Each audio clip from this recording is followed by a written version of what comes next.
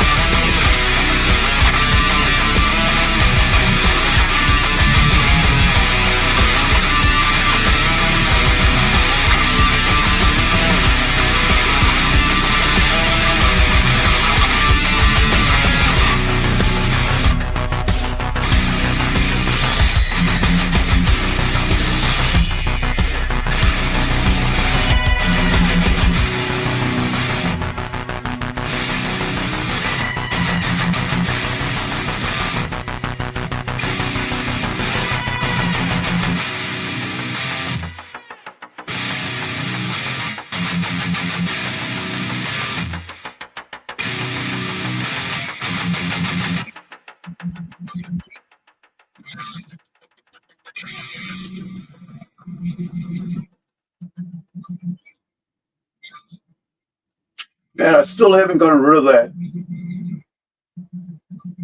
Now, I've got a different setup today, and I'm sure it's going to mess with everything I'm doing. But welcome to the show, the Monkey Show. We're here. What are you waiting for? So thank you for joining me. Wherever you are, whatever you're doing, hopefully you're having an awesome day. And that's going well for you. It is 8:33 a.m. here in New Zealand, Wednesday. So you're probably, Tuesday, whatever day it is for you, or if it's, midnight elsewhere. Thank you for joining me. Now, so today I am going to be finishing off the last touches on our, here we go, on Incredi-Girl number 2. And these are the covers. I've got my my reviewer spell checks edits returned being sent to me a while back. I've just been way busy to get to this, and I wanted everything to sort of come around, the campaigns to be coming out around the same time. So this, of course, is coming out on the Incredi-Girl profile, which is over at Incredi-Girl, Kickstarter.com /profile/Incredi-Girl. And so these are the covers we're doing. So you've got here the interior cover artist, Kevin Zimmerman's cover A. There's no limit on that one. There's a limit of 100 on the Eurostyle Joachim Hagström's, the Swedish artist who's working on our awesome, let me just bring this up here. So I've got a promo cover on the back of that. Fantastical Romy, a Zoolander series. So Zoolander series is a series on its own. It kind of ties in with the Plunge universe, but then it doesn't, because it's an alternative world. But there are things from this world that comes into our Plunge universe, because I like to tie, loosely tie everything back together into the Plunge universe, because it's like a like building a huge multi-universal kind of world with its, with its own different elements and characters in there. So this is one of the covers here for Fantastical Romy, and that's the artist who did this cover here. I'm going there, zoom in. The Incredi-Girl Tough cover. You're probably wondering what's with these things here. That's basically kind of like a nano suit he's wearing. Nanite, nano. And then of course we've got our manga artist Tomas from Argentina, who's actually traveling in Japan right now after doing a year or so working in across Europe, saving up, saved up while working in Argentina, went over to Europe with his girlfriend, did all the whole working tourist thing, with the working visa kind of thing. So he was able to visit all the things that he needed to get, because he's going over there to learn as well, like going to see all the different, let me get rid of that, to learn all the different arts, that's comic arts and graphic design and all that's in there, and the other cultures in Europe and stuff. So I remember last time he went over to I think the Lucky Luke Belgium museum. That was pretty cool. Saw photos of that. And then he also recently went to the H.R. Geiger museum and stuff as well, and got some stuff there. Now he's over in Japan, and hopefully, going to the home of anime and checking it out, and manga, I should say, and checking it out. Now, of course, we've got our awesome poster from issue 1, which I thought was really awesome and deserves a cover. So we're going to put out as a 100 limited foil cover. So you got two 100s, you got 125, which makes it, which kind of makes it more valuable for its limit thing. So I did the flats on this one. Of course, our former colorist, I can't remember his name. Sorry, it's been about 2 years. He did the finished the colors on that. Okay, so, and of course we got cover A. So these are going to be coming out at $10 for cover A. I haven't set up the prices on the other ones. We're going to be looking at that today. We've got a meeting today about that. So with the studio, and we're going to figure out, what we're going to price these at. But it's a 32. Yep, it's a 32-page comic book. Let's get rid of that cover. So all of it's here. And like I said, we aren't releasing anything until it's completely finished and ready to go. So this is all the, let me get rid of that now. This is the entire comic book finished. Now, one of the other things of note here is that we have this really cool wraparound poster, or a double poster, right? Like a centerfold. So I wanted to go do a bit of a, I guess 90s tribute, where you could get, you get a cover, a poster pull-out centerfold, as they used to be called, right? But it's not actually a centerfold. Like, I think a centerfold is like a 3-piece, so like it's like half, and then it's another half, so it's like about this big. So yeah, ends up being like about this entire, almost the entire screen, size-wise, lengthwise. Sorry. So this is a cover by. Let me be better if I open it, because then I can show you the entire thing in its glory. Here we go. So this is by Edwin the Artex Badillo, who is a color artist on another comic, which is called Robot Nation, which is a 44-page comic book we're going to be releasing soon as well. but that's going to be released in 3 different languages: Spanish, Portuguese. Spanish, Portuguese, and English. In full color, by the way. So yeah. So he did this as just because he wanted to. So I said, oh, you know what? Let's put this in the as a centerfold. That way, people get to have it, even if they just bought a cover A, and they could have that as a pull-out. And the other thing I did was, as part of this, was that usually you would have you'd have artwork on the back of pages like this on the back of the poster, and so you can't really pull it out.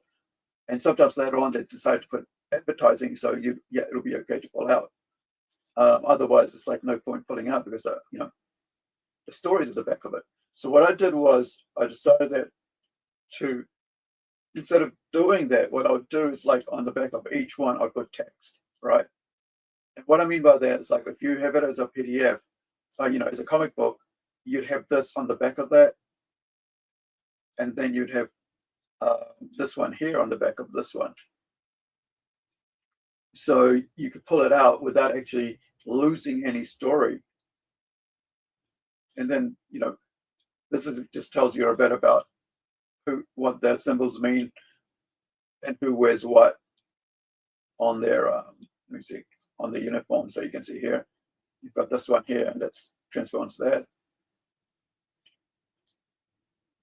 And then, of course, you've got a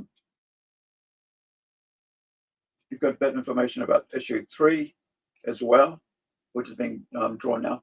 It's been drawn. I mean, on some way it could be drawn. I think I've got most of it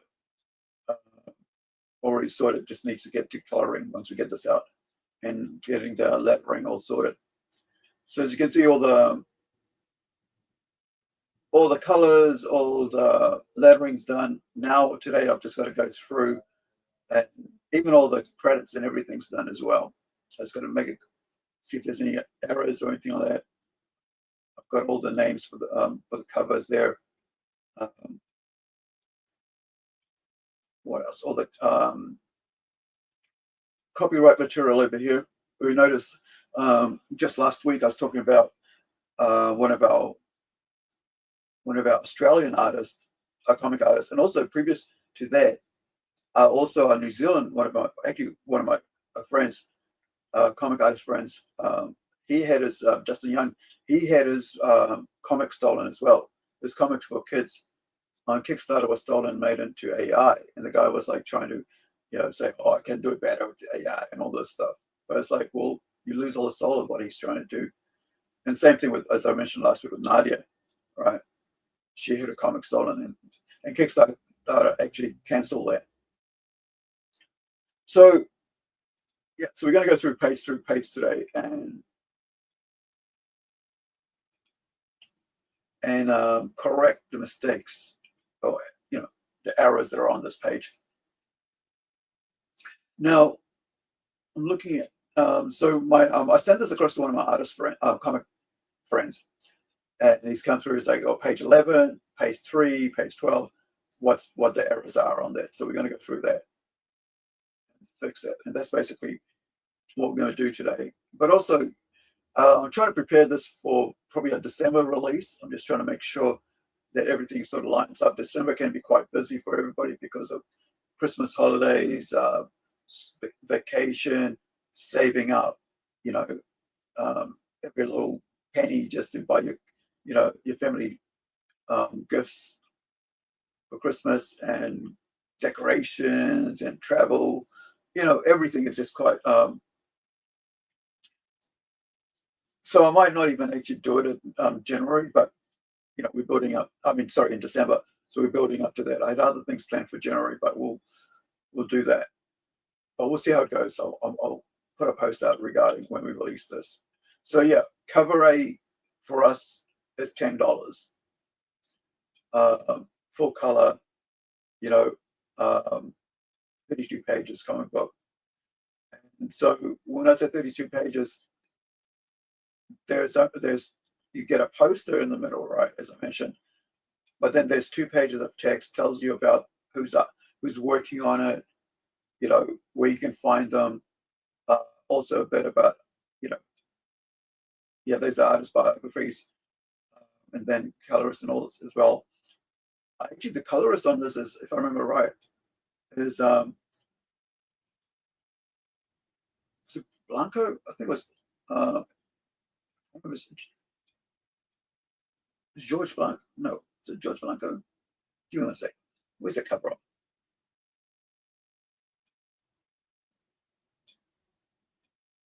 Actually, he's a well-known colorist, interior colorist. Like the cover's done by colored by, and yeah, George. Hold on, let's bring this up. I can't see his screen's too far away from my face or from my eyes.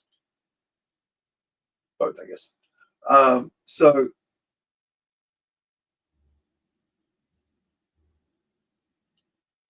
across. Yeah, George Luis Blanco. And some people might know his work from, I think, if I remember right, his work with Marvel and such in the past. I've got him coming in to do some other work as well for us. Where is it? I think it should be under his artist biographies. Here we go.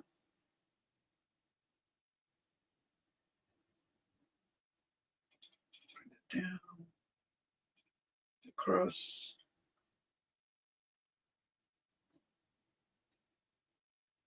George. Yeah, here we go. So yeah, George is colored Conan, IDW, Transformers, Luca, Duster, Flash Gordon, The Hill for Makosia, and President for Duma. Yeah, so he's worked since '98 for small publishers. So yeah, we're gonna have George color some more stuff for us soon.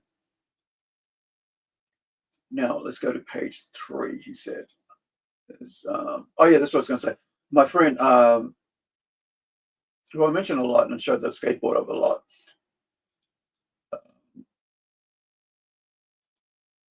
Shane Evans Sevens. He's the one who did, went over and reviewed my work. So it says, and countries is the first one here. So I've got to find what panel did he say? All right, it's on previously. So here we go. And it's the word countries here. There we go. So that's spelled wrong. Capital I. Oops, I think I put a capital. There we go. Yeah, that's one done. Save. Next one. Page 11.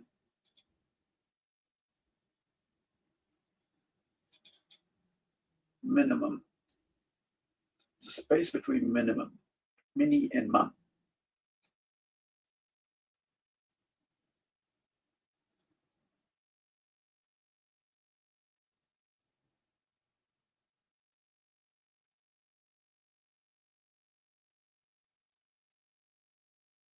I'm on the right page.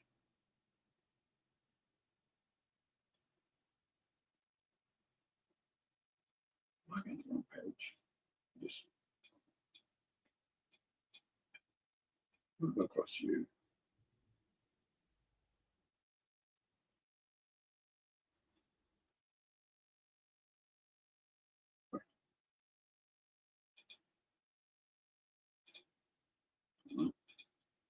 I'm on the wrong page here.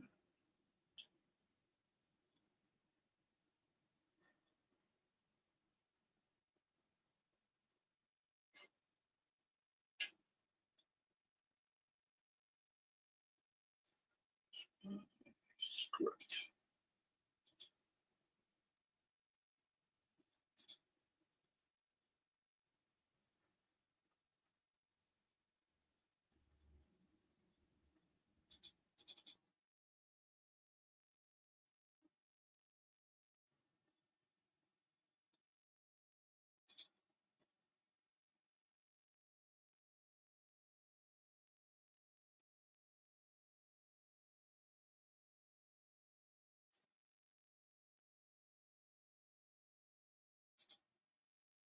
So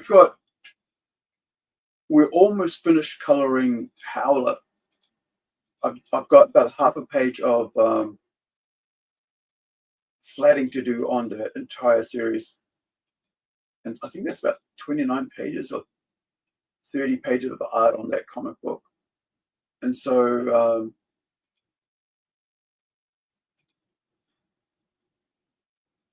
so we're going to be probably looking at January, even though I wanted to get it out in February. In December, actually this month. But we had delays on that because both my artist and I had been on and off through the year. So it was not fun on that. Now, let me see if I can find it right here. Fine.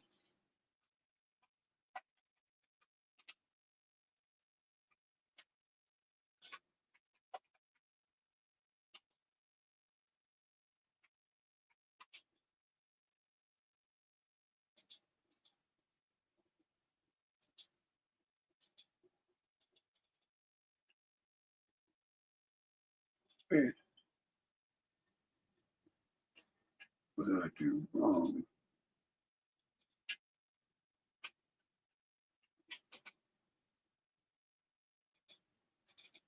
Huh.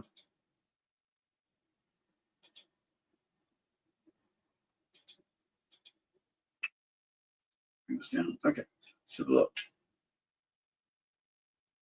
So it was 11.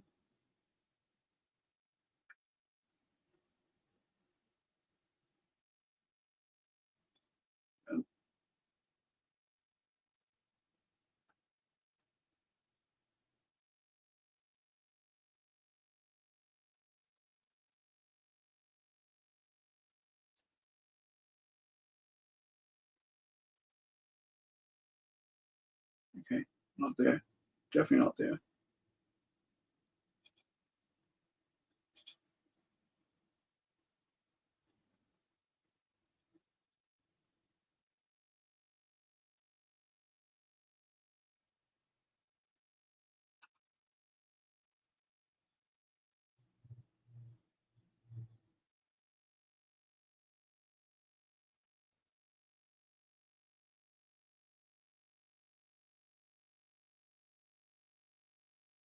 Hmm. Okay. Let me just check the messages. Maybe I copy pasted wrong from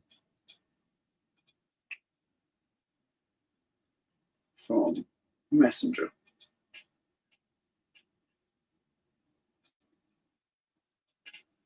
All right. Let's see.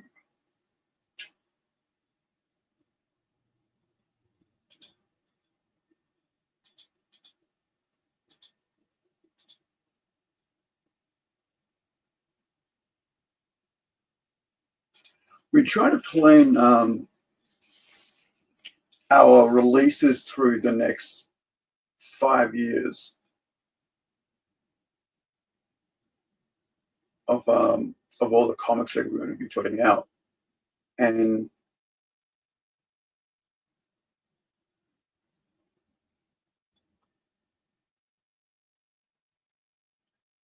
no, it says page 11. So we've been organizing to make sure that we can try to keep a schedule together by having one completed, ready to go, while another one's half finished or mostly finished. So at the moment, as I'm coloring, color flatting 2 other books to get out, the second books on those issues, like the second issues on those books, on those titles, are being inked or being penciled at the same time, so that we can try to keep a regular schedule, so that we don't get behind. I wonder, because I had a look at the messages, and let's say minimum, but I can't see minimum here.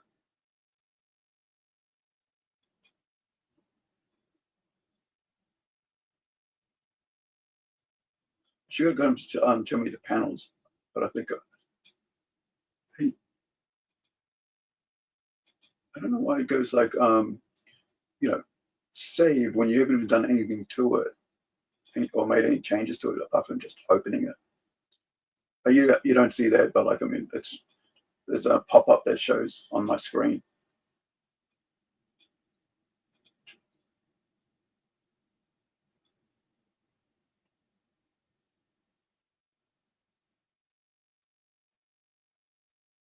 Yeah, I think I know. I can't remember where it's from. I can't remember what panel. I know the words in there. There it is. Yeah, he got the wrong. You must have wrote the wrong. Unlock that. It's here.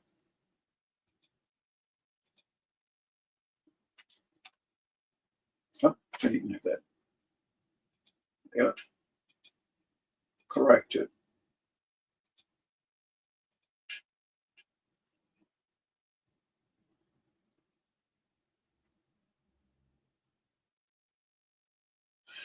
Captain Cole. Is it Captain Cole? Was it Menzies? Yeah, it is Captain Cole.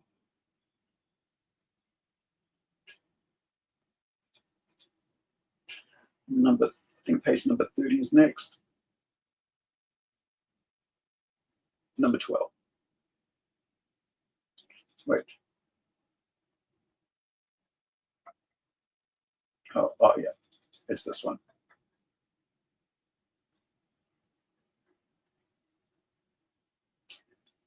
Open.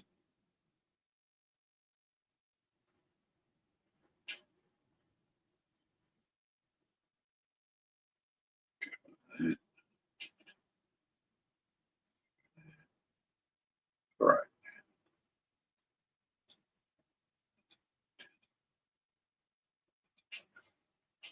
Yeah, I know it's probably right on the first panel on this one.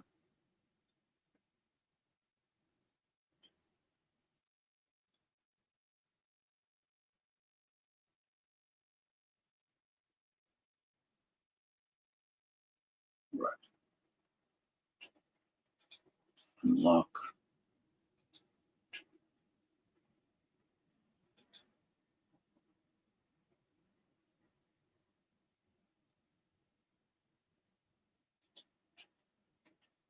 Should say her instead of here.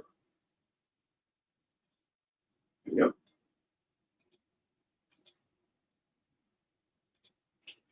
Correcting all your errors and letting people read it before it goes to it goes to print is a good way to save money and save face later. I have to tell you. Oh, by the way, this is an all ages comic book, so kids can read it and so on and all this.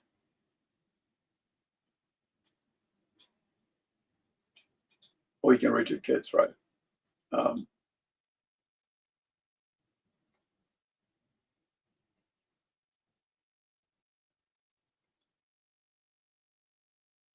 Number 14. The page is shrunk or minimized on its. I clicked the wrong one. I was trying to click something else. Okay. 14.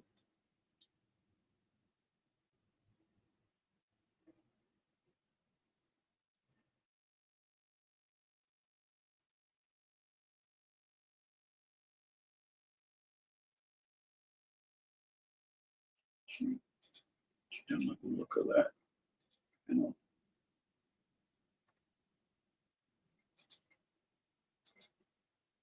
Don't like the look of that at all.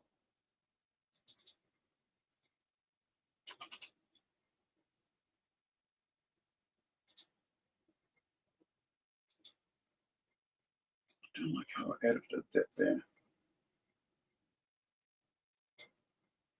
It's like squashed.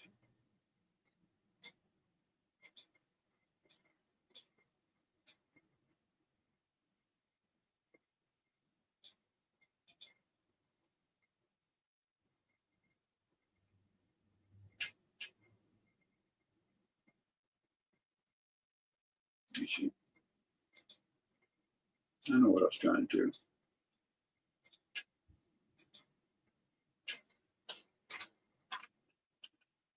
better over the head, but I squished it without spreading it over the head properly. There we go, that's better.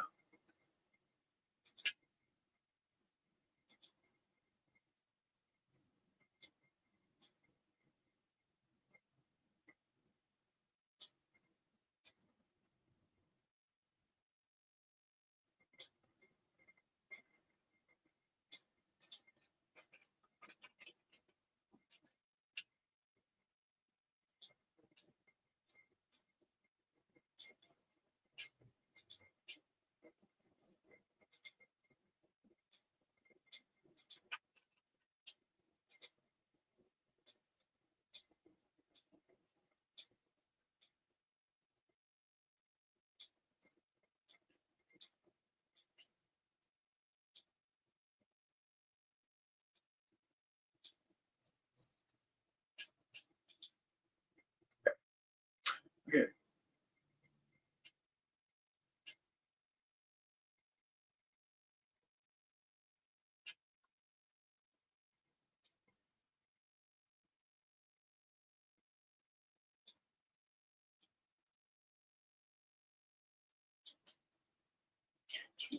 Check.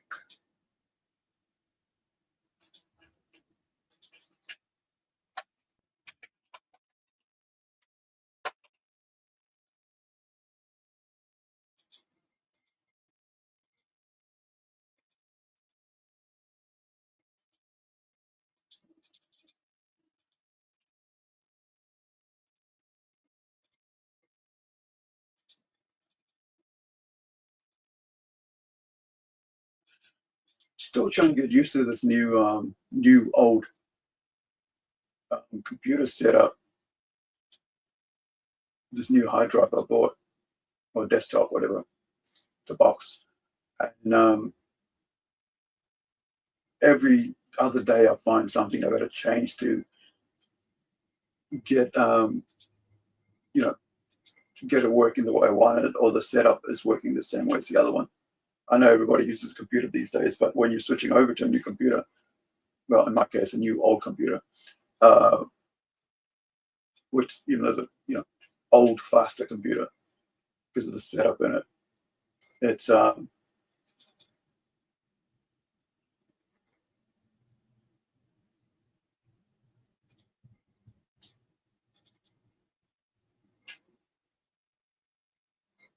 seem to find that one. It's unquote.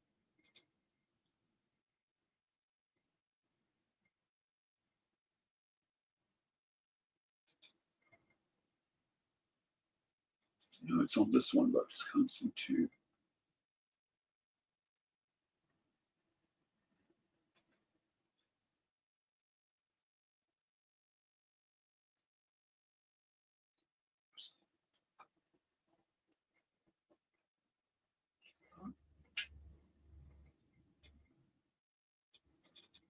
It's this one. It's this one.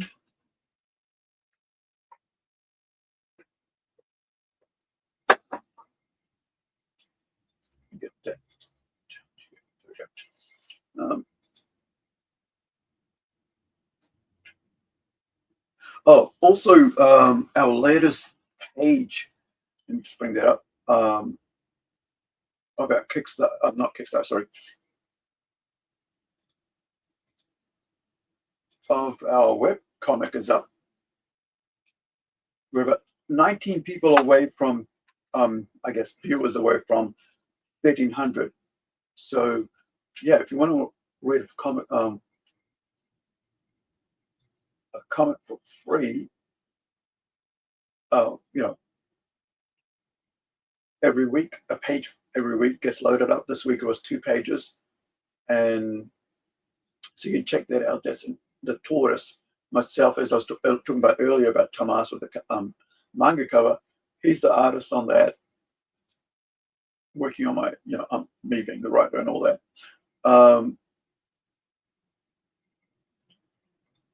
So we're posting that weekly,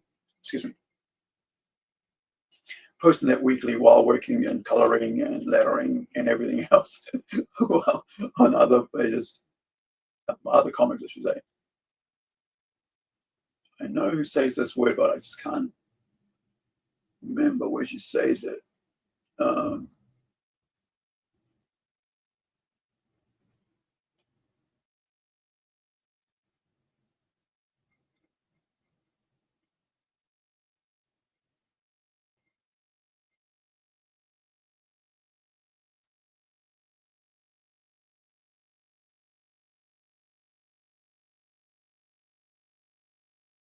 And here's the weird thing, like my word find on my actual script is not working.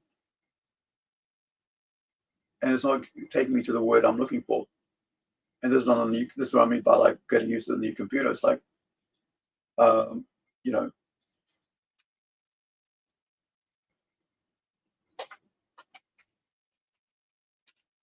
it's like it's just not giving me anything that I need to help to help me out.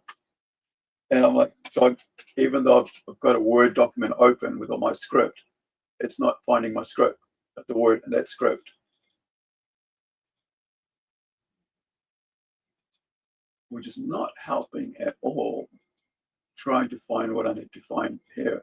It's like I know it's like saying I got a spelling wrong, and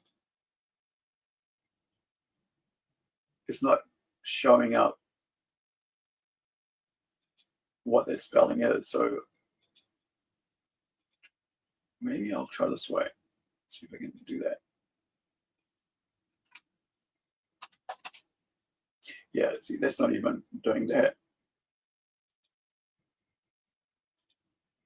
Okay, let's try another way. Okay, maybe it's that.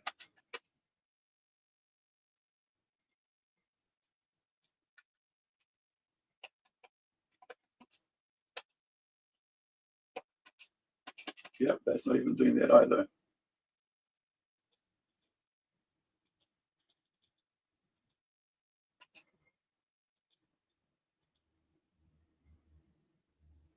All right, let's try to go from.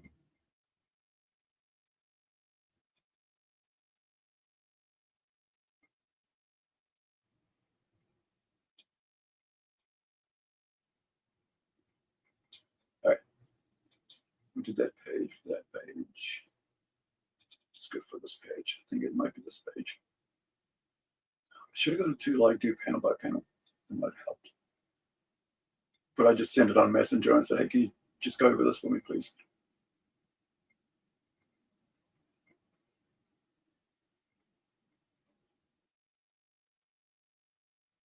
Damn it. All right, move on to the next one. I'll come back to it again.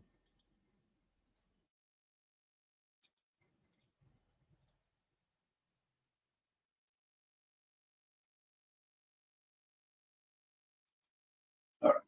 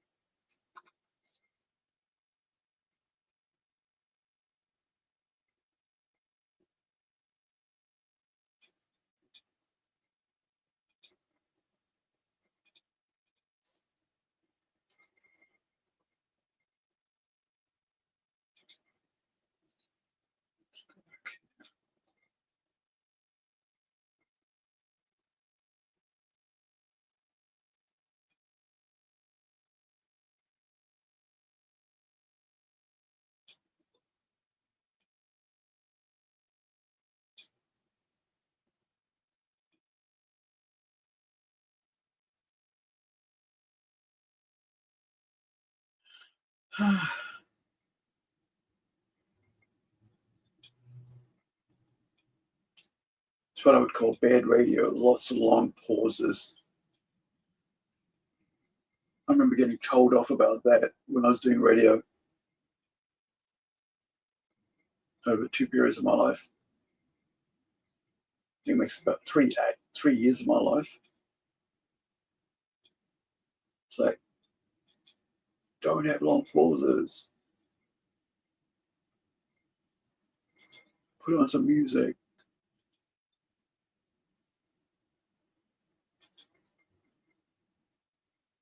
it's like, this is different, I guess, but we're at time where visuals and working and everything, it's getting crazy. I think that's why I like lots of short vids and clips make, keep us entertained so much, because we don't want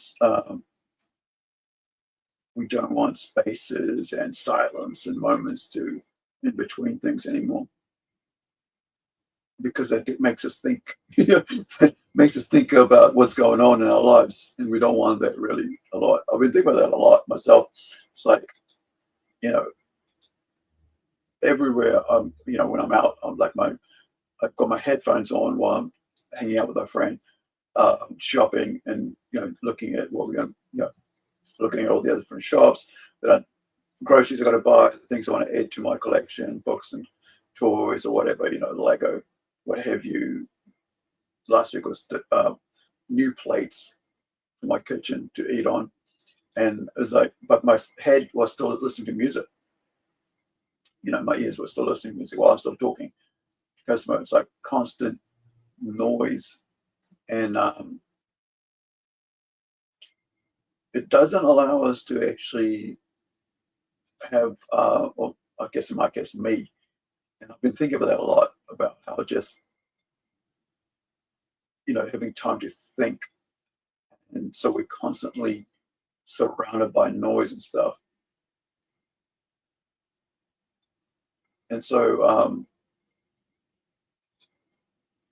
yeah, it's like heads are always like on 99 volume, on pressure point, where it's constantly hearing noise, seeing moving images, and so we don't have time to contemplate what's going on, and so most of the time we just end up like just putting that noise back out into the world, into our lives, into other people's lives.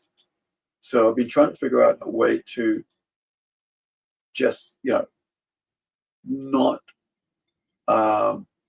be like that, like just have time to just not do anything, because I started getting to a really bad workaholic situation, and that's when my hand just stopped working for about for 4 days, because I was working like 8 hours, 9 hours, 12 hours coloring. It was like, once I start, I just don't stop. In between, like you just go grab something to eat and just go back into it again. It's not like when you're working at a 9-to-5 job. It's the where your head's somewhere else while you're in La La Land thinking about the movie or whatever while you're working at your job. I mean, I've worked in menial jobs, but for a long time. I mentioned the other week I was working for a biscuit factory. It's like totally menial. You pick up the biscuit, the cookie shaped dough, put onto a tray, like 2-3 dozen of it, move the tray onto the rack.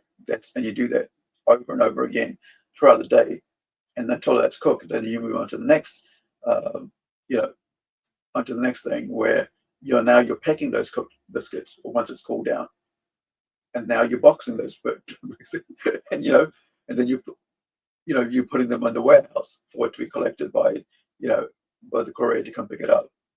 So it's but while you're doing that, you're talking to your friend next to you, right? And you're talking about, what music you listen to, or what was the video you watched last night, and now you're going to go to the movies, or what are we going to get up to this weekend? Are we going to go skating here, skateboarding here, or are we going to go skateboarding that place? Where should we plan our weekend? What are we going to do? Who are we going to do it with?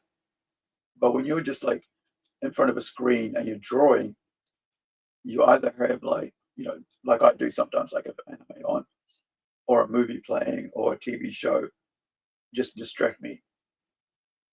But my hand's constantly moving. So when you're doing I guess like 6 to 12 hour spats of just constant coloring in, moving your pen across the, in my case, the drawing tablet, right?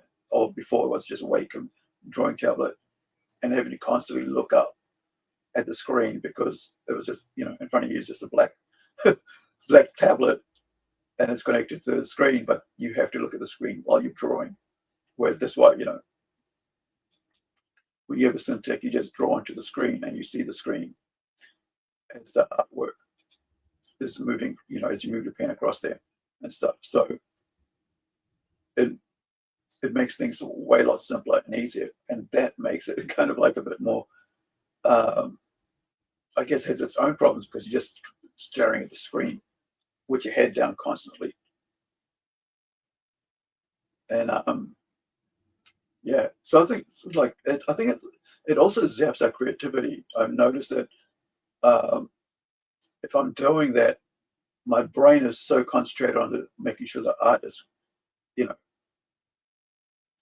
that what I'm doing is right, but also my ears and my brain's over there, is listening to the show, the dialogue, whatever it is that's playing out. So my brain doesn't have time to think about anything else. Whereas before, I'd be like, okay, think about a story or the character or something that I'm writing or thinking about writing. I think about coming up with, like this morning, as I said, it's 8, it's about, 9 o'clock now, 9:15. I woke up around about 7, I think. And I was up all like 24 hours or more the other day, yesterday and the night before. And so I decided that I won't wake up until I totally sleep. And that's why I ended up waking up early this morning. Usually I sleep at about 3 o'clock in the afternoon. And I wake up at 3 o'clock in the afternoon, work till 5 in the morning, and, vice versa. Or 9 o'clock or whatever, 6 hours of sleep in between that time. So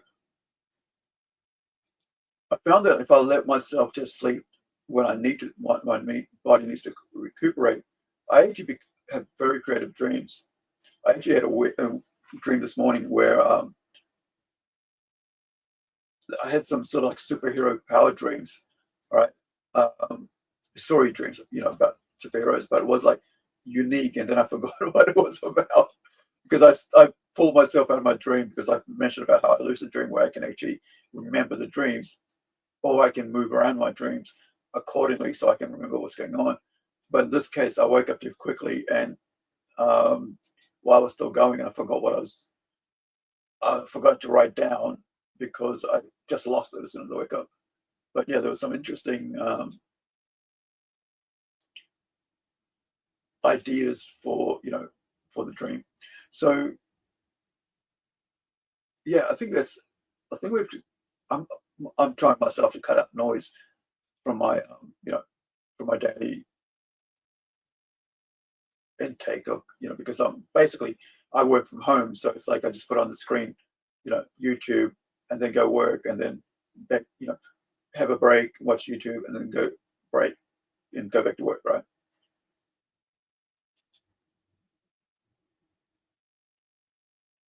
So let's get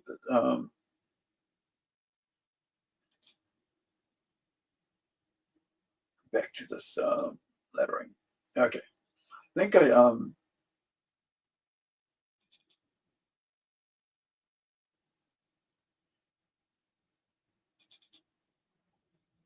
get my minimum. I did get my minimum, didn't I? Where is it? Yeah, I got that. Are you gonna open for me?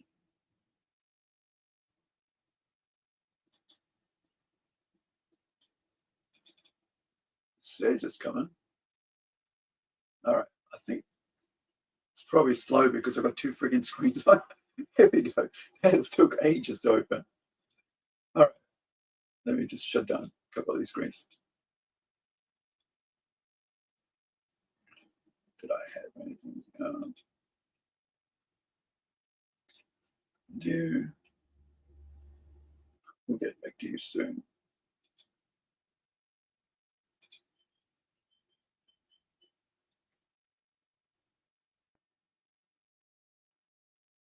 Okay, no, it's this page, isn't it?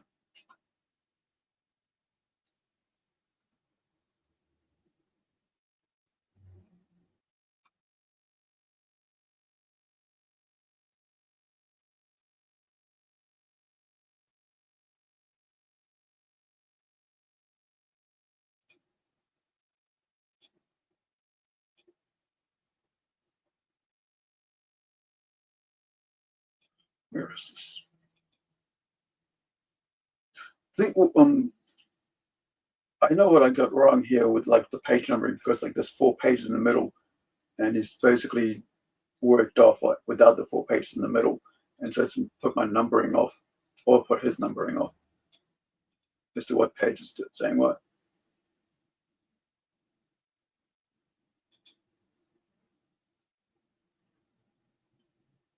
And it's making it's making it harder for me to get correct friggin' pages here because of that. Because I'm talking about this up here on this side. It's like really throwing out pages off between myself and Shane.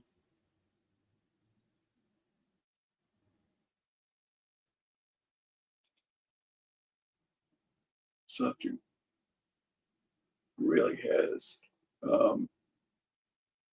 It's like, it's on this page is this, and I'm like, okay. And that's supposed to be 17, but that 17 is basically your post in the middle, so it can't be 17. So I'll do whatever I can while I'm on while I'm streaming. Then I'll go back and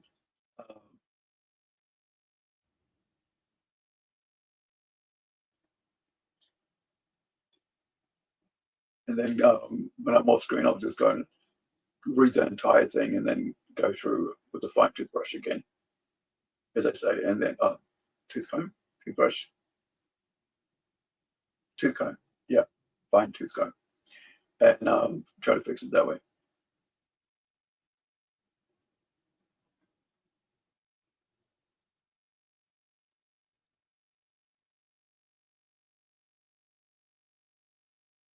Okay, let's actually, I will wait. Right, let's go do this.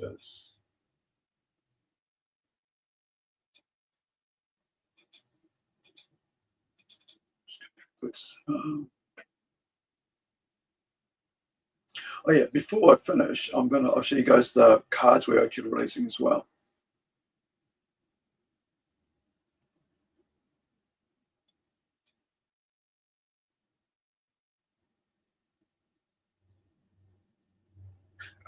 Here we go. So this is the one. This is the error here as well.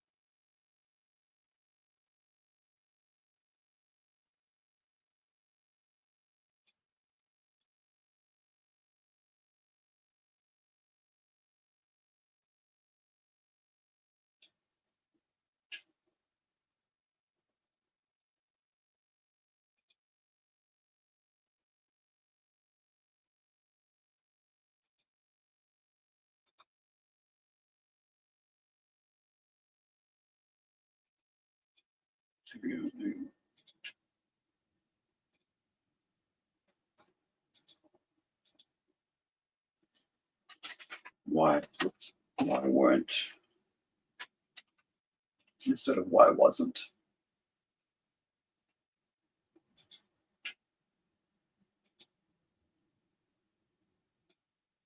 And that word should be bigger since she's yelling. What kind of yelling? What?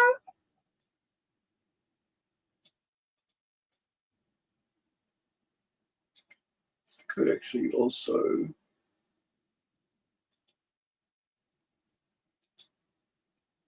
keep it a different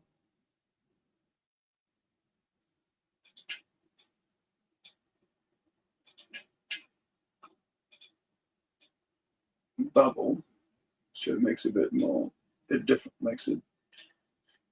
what's it called? Differentiates between the two.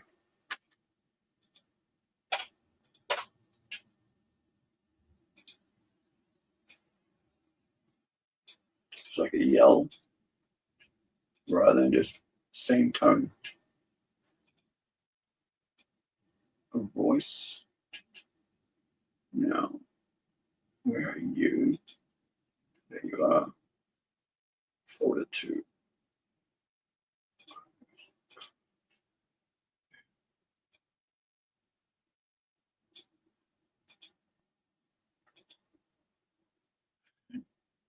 Meld that together.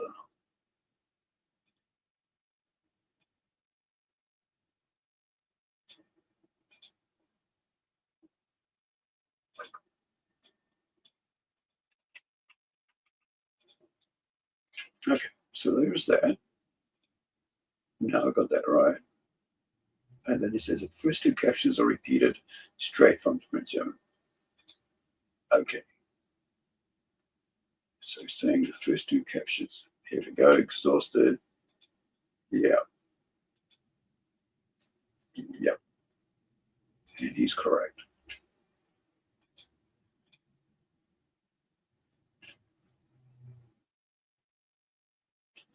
So the question is, yeah, that's where she's rising from. It doesn't make freaking sense over there. So I must have just carried across those samples for this. So that fixes that page.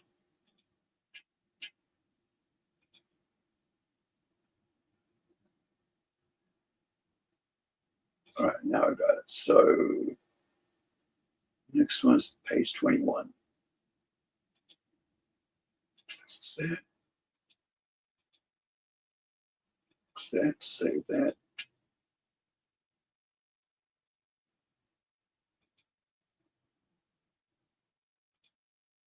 All right, so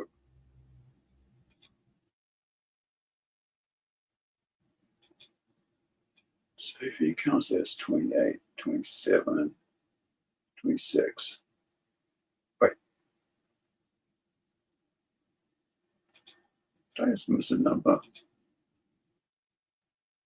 Right, 26, 27, 20, 28, 27, 26, 25, 24, 23, 22, 21. That's in line with like without any like covers and all that.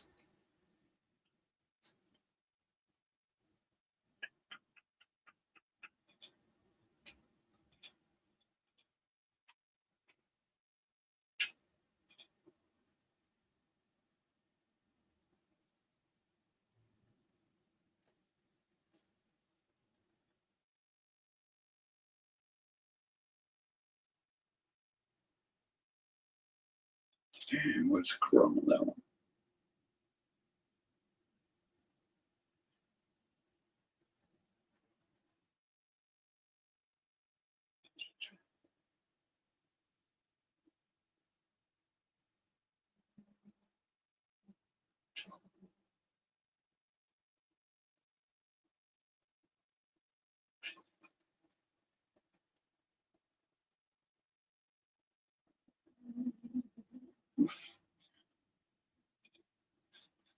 Rumbling again.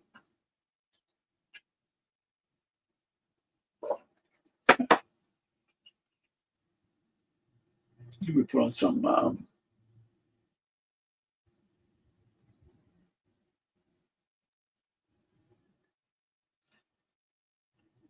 is there on the clip scene? Oh yeah, last week I had Mappa. No, what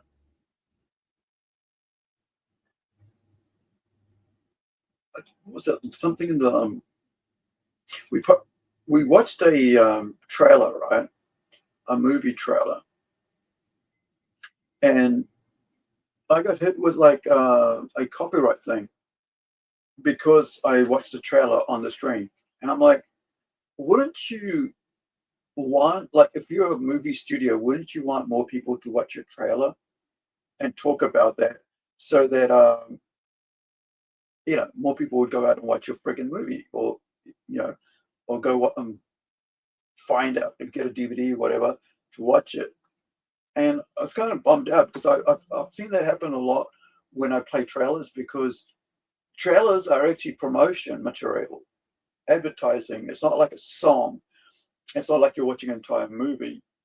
And it kind of sucks because I got hit with a mapper for I think it was To Your Eternity. Might have been To Your Eternity, and I love that series. And so I only talk about stuff I like to try to talk about stuff that I like and enjoy rather than not what I don't. I like to keep that to the minimum because I think it's more, it's more fun, it's more enjoyable to talk about things you like than not talk about things you like, because you know because you get to share something really that you enjoy, and it's more, I guess it's more enjoyable, I think, to talk about that with friends and people or even strangers, because I know that's how we used to promote and get and make friends, really, to be honest. Like, things that you liked was what got you to you know be part of community, to be part of to have friends and stuff. And I think it's kind of stupid for studios and production companies, whatever have you, to actually kind of like hit people with copyright when they're just talking about what they about your trailer and crap, because it's actually saving you promoting it when people are actually going out of their own way to talk about that, right? Because I mean, at the end of the day, they spend hundreds of millions of dollars promoting a single movie. I know that Marvel does. Like, their budget would be $200, 200 million, and they'll spend like 100 million to just promote a damn thing, right? So it becomes like 200 million or 300 million by the time it actually gets to the movies, because they need that need to promote, or people won't go watch it, even though they've just spent 200 million or more just making a damn thing. So I think studios who do that, like, just they're stupid, to be honest, because it's like shooting themselves in the foot. Now,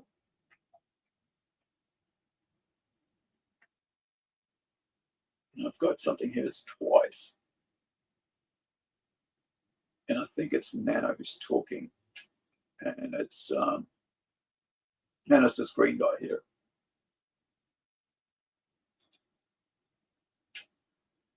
He's a biohuman, so he's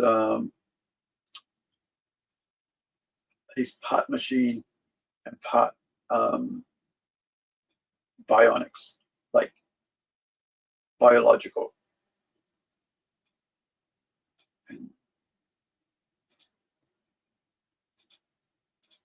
that's not the page I want, so let's close that down. I realized that I should have like stretched out more of some of like panels like across pages, but I wanted to keep to a minimum amount of pages. But I want that story to be part in that, as much of the story to come across in that. So there's kind of sometimes feels like there's too many speech bubbles because of that. But also don't want people to feel ripped off. Like, I know that, like, when you're paying, $10 for a comic book, and it's only, you can read it in like 15 minutes, or like 5 minutes, I should say, not 15. It used to be 15 minutes in the old days, but now it's only like about 5 minutes. You don't feel like you're getting much out of it, and I kind of feel like ripping off people. And so I like to try to get as much story, as much narration, as information as I can into each page into each comic book, so that you go away feeling like you had a meal rather than you just had like an entree.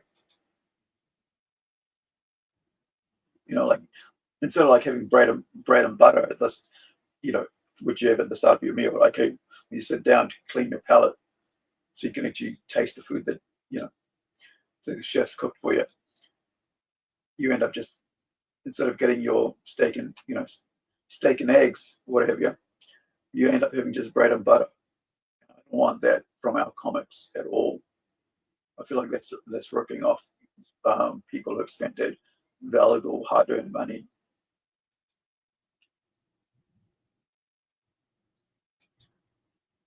Because I think that's just kind of also not only ripping people off, but not actually giving credit,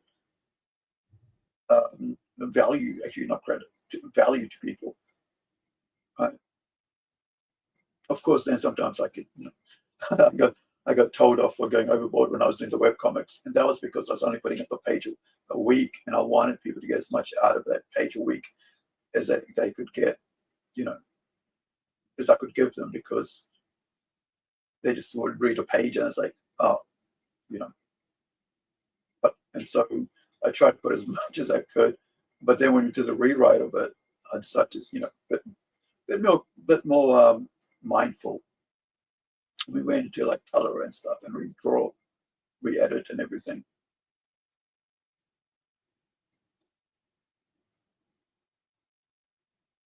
But I was on page 21, right? And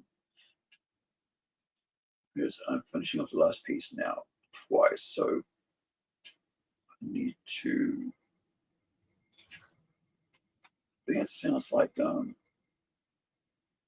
think that's Nano saying it, but I can't seem to figure out what page, because like I said, the page numbering is all messed up because of yeah. Oh yeah, got it. Found it. How come that worked with the friggin' word finder? And the other one didn't. Okay. Where are you? It's this page. Oh yeah, the crazy thing about this is like I wrote this like around about 2007. Like with the webcomic, right? And I just got to remember that because I was just saying, oh yeah, that's right, she's an artist. and at the time I was living in Auckland, which is about 2.5 hour drive from where I live right now in Whangarei. And so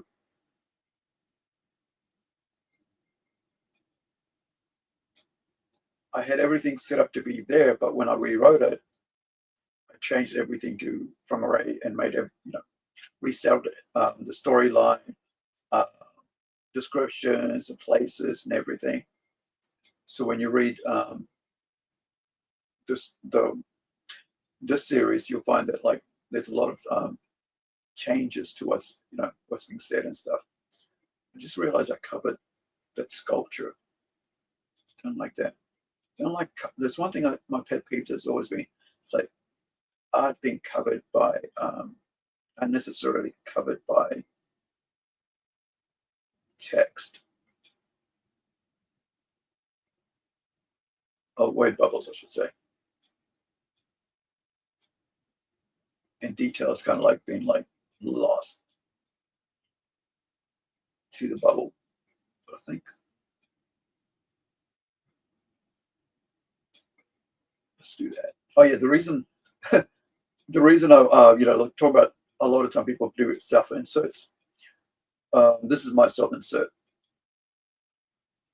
She's an artist and doing sculpture and stuff, and that's, as you guys know, that's what I do on the side. Well, every now and then, more like a hobby now than anything else, because this is my main thing. Doing comics is my main thing, so anything else is like a hobby. Even like playing bass, which I have, like, it's sitting right next to me, but I haven't played. Lying next to me, I should say, on the bed. But I haven't opened it in like over a month because I've been busy trying to set up the new computer and stuff. And I'm like, yeah, I'm just a hobbyist when it comes to that. This is, this is my profession. The amount of stuff I do with this is, as an indie creator, comic book writer, creator, letterer, color flapper, right? It's the most is my main thing, profession, I should say. Now, she says here, I am finishing up the last piece. There we go. Says it twice. And Shane says, why? That was his thing. It said twice, why? It's like, well, because I made a mistake.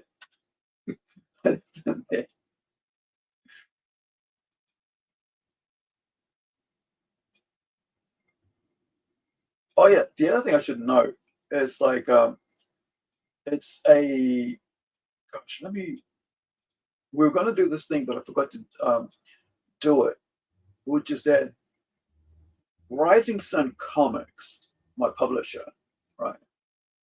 These are the guys that take care of our publishing, take care of our comics getting to people. They arrange all the printing and stuff for us, right? Because we're over here in New Zealand.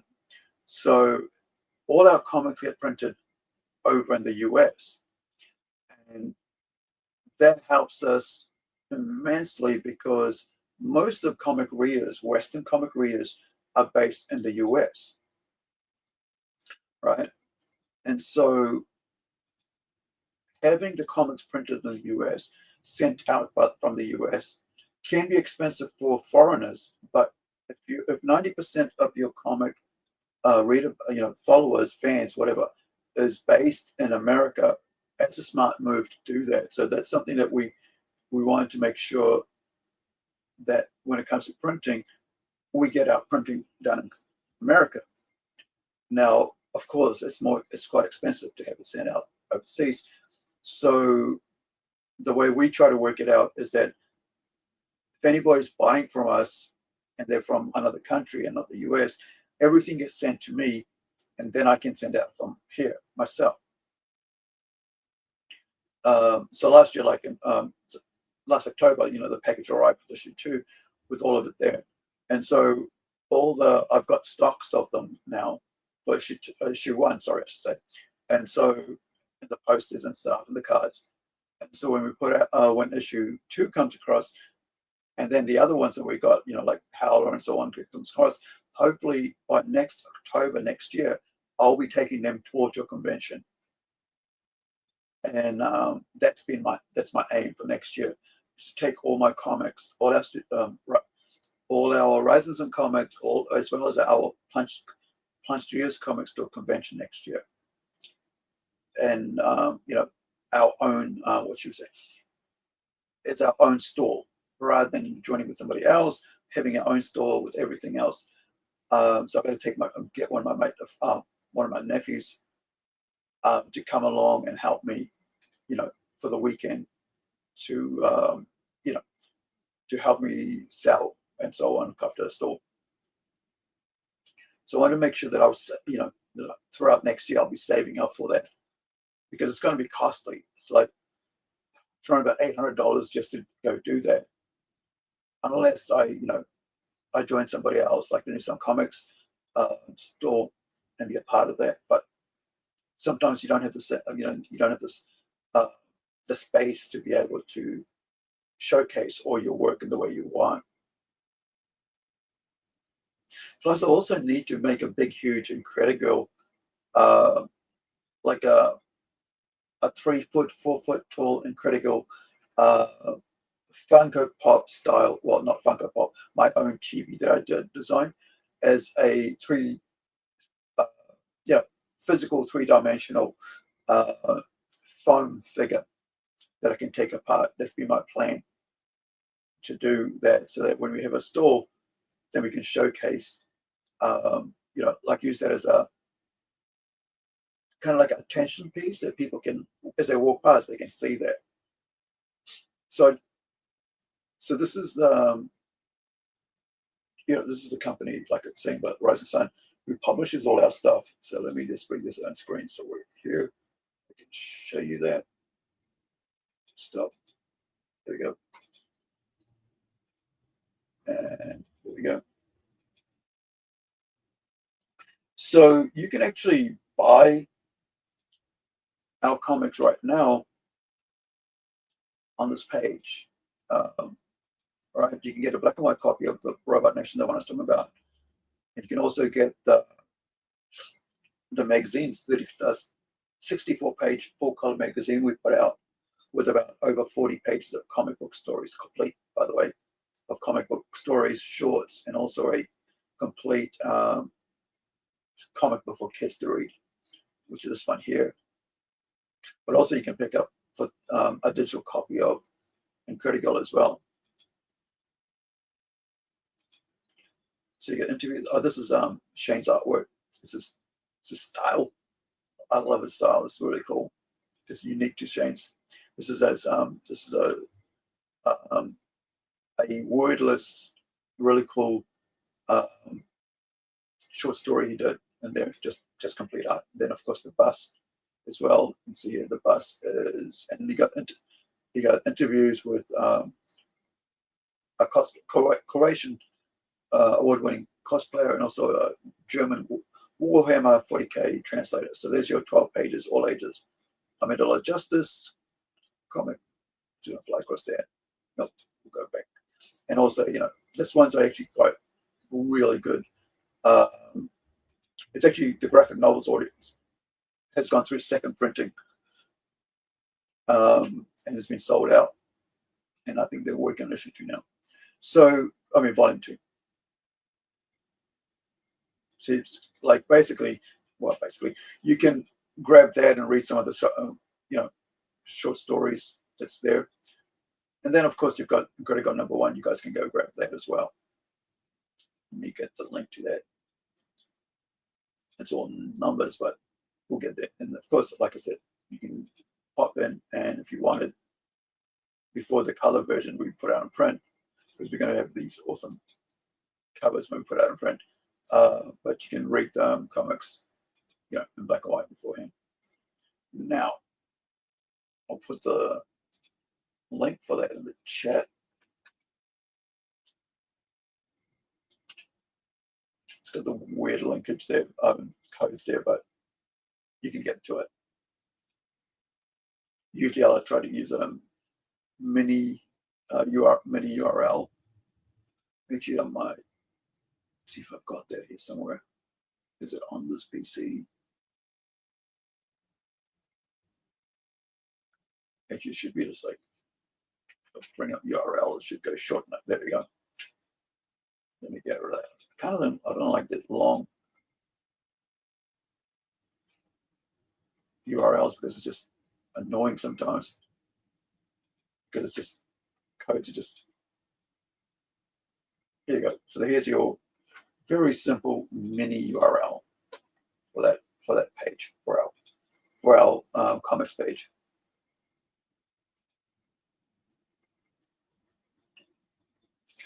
Now let's get back to editing. So we got that corrected.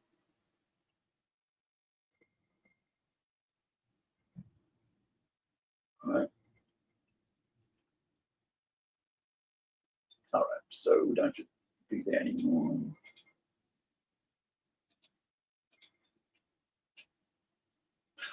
Also about self-inserts, right? I always wanted a wolf dog, husky. So I gave her a husky.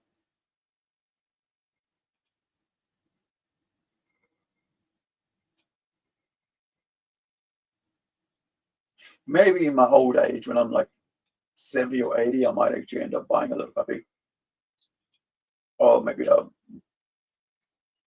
a teenager, because otherwise it'll outlast me. But then again, I don't mind, because then I could always give it away, right? Okay, so I got that done. Got that twice. Yep. Page 19. He has.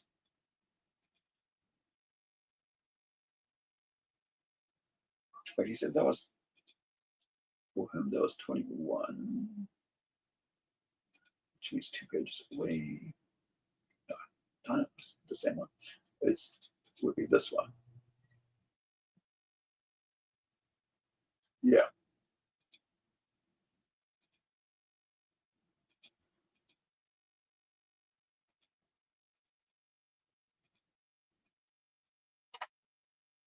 See, that sounds didn't seem right giving it. Well, didn't wouldn't work giving it a date because it would date the year because it would date it, and you don't really want to do that in comics. I was trying to do a timeline, and it just I might have to rework the timeline. I'm like, I mean, the timeline works, but like it sometimes you can like it might actually take away from what you're trying to do story wise because yeah, you don't want to date. You know, it kind of seems weird saying date, but like you don't want to like age whatever it is the right terminology, right? Your comic.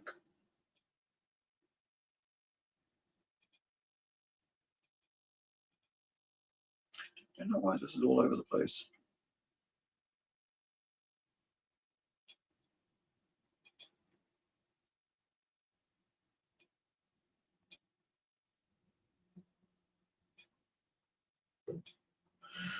Bring this down a bit.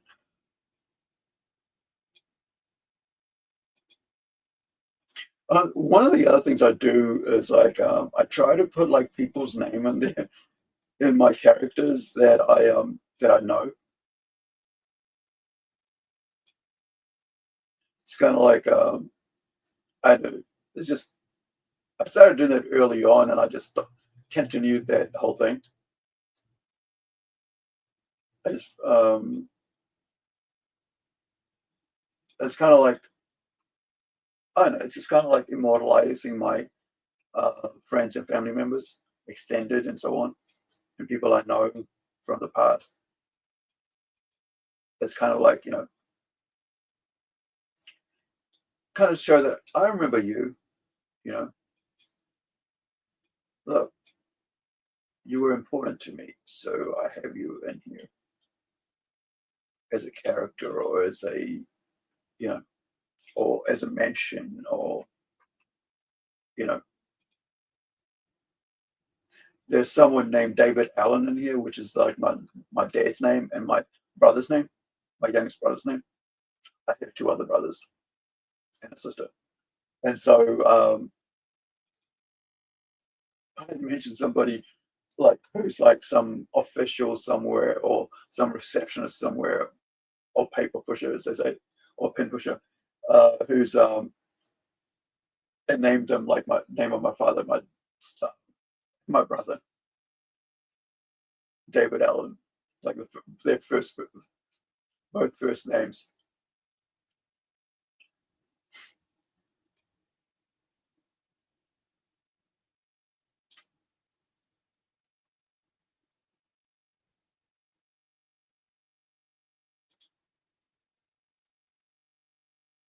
And that should be him, not her. Feels like this.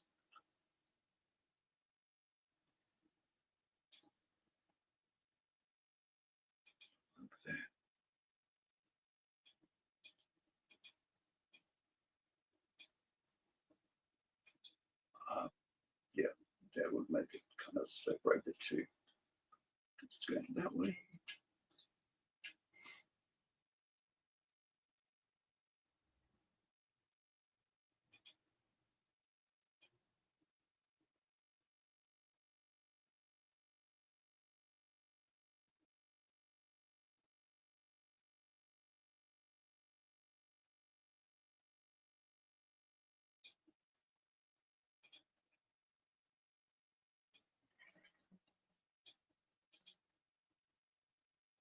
Something like that.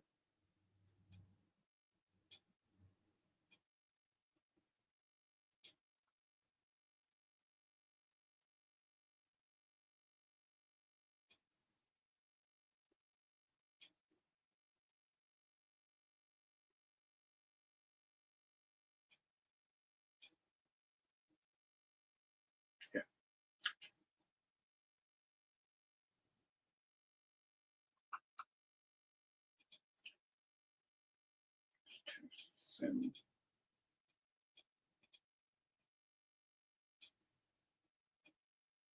yeah.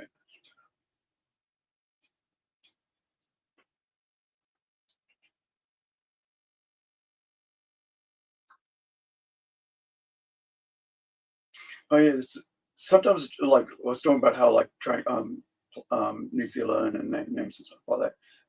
You know,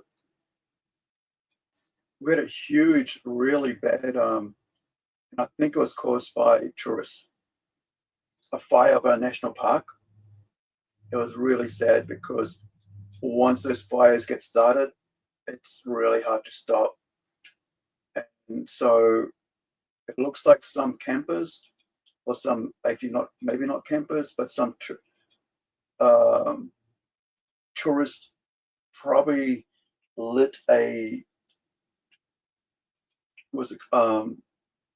smoke or maybe a campfire and didn't put it out, and completely like ashes or something didn't put up now. So what's happened is that our national park, I think it was Tongariro, which went up in flames. And let me see if I can find you guys the detail about that, because that's just freaking annoyed me so badly, because I know uh, unless it was like Kiwi hikers or something, it would have been like, it would definitely be tourists. So NZ National Park fire. Yeah.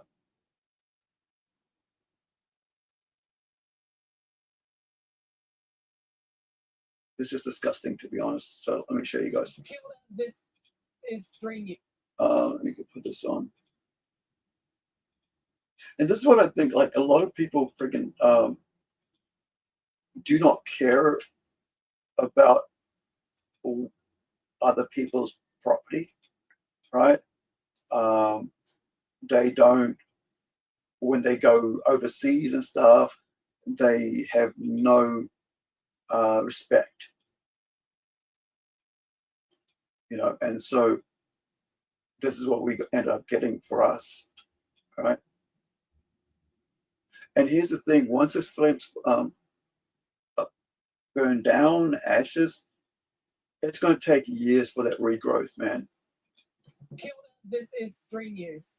As we go to air this evening, a major wildfire at Tongariro National Park is continuing to grow as emergency responders bring in more support.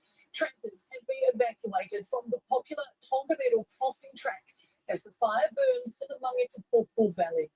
Look at how huge that is. Cleared. At this stage, there are no reports of damaged huts or structures. The blaze, which began yesterday afternoon, now covers more than 1,600 hectares and has forced the closure of nearby State Highway 47. Locals describe it as horrendous and absolutely devastating. Conservation staff say there will be just wiped out biodiversity impacts, given the valley is all the animal life, ecosystem. just destroyed.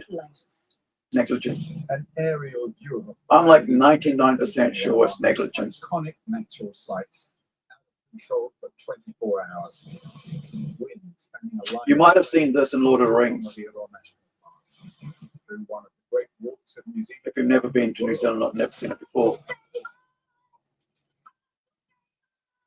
It's a UNESCO World Heritage Site. There is just an emergency happening. We were told to evacuate. Yeah. I would like to know who freaking started it, or how it was started, because that really pisses me off, man.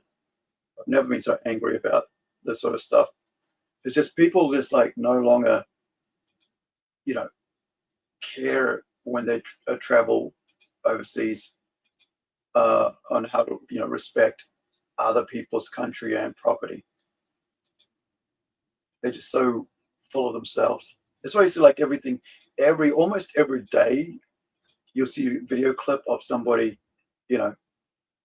doing something negligent overseas or behaving in a horrible way overseas as tourists.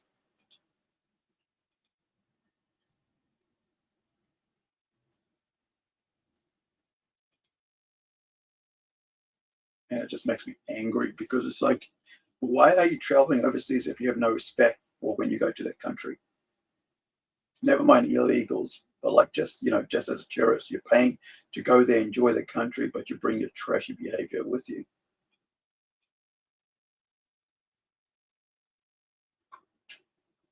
Let's put this up, and I think I had because I really, it's like you not only like do people will despise you, but they despise your fellow countrymen who travel there respectfully, right? And it's just, yeah, it's just such a sad situation because it just means that like you're leaving a stain on people's mind about your, people just like you traveling over there. And so people remember next time how you behave, and look at the next person who comes to visit from your country or who looks like you, right? And I'm talking about race and whatever, ethnicity, and they'll judge that person who's probably just minding their own business, and going on doing their own thing. I've had to like I was taught that when I was really little by my dad. Must have been like about maybe 13. And he said, look, man, you're the only person, you're the only little Indian all these Maoris and Pakeha will ever see, European. That's what we call the Pakeha here, Europeans, will ever see of your people at this moment, right? They don't see anybody else of your ethnicity. And so what you do will leave a memory of how you behave on their minds of what your culture and your people are like. So you need to buckle up. As we say in New Zealand, pull your head in, right? So you don't cause disrespect for your fellow countrymen by your behavior,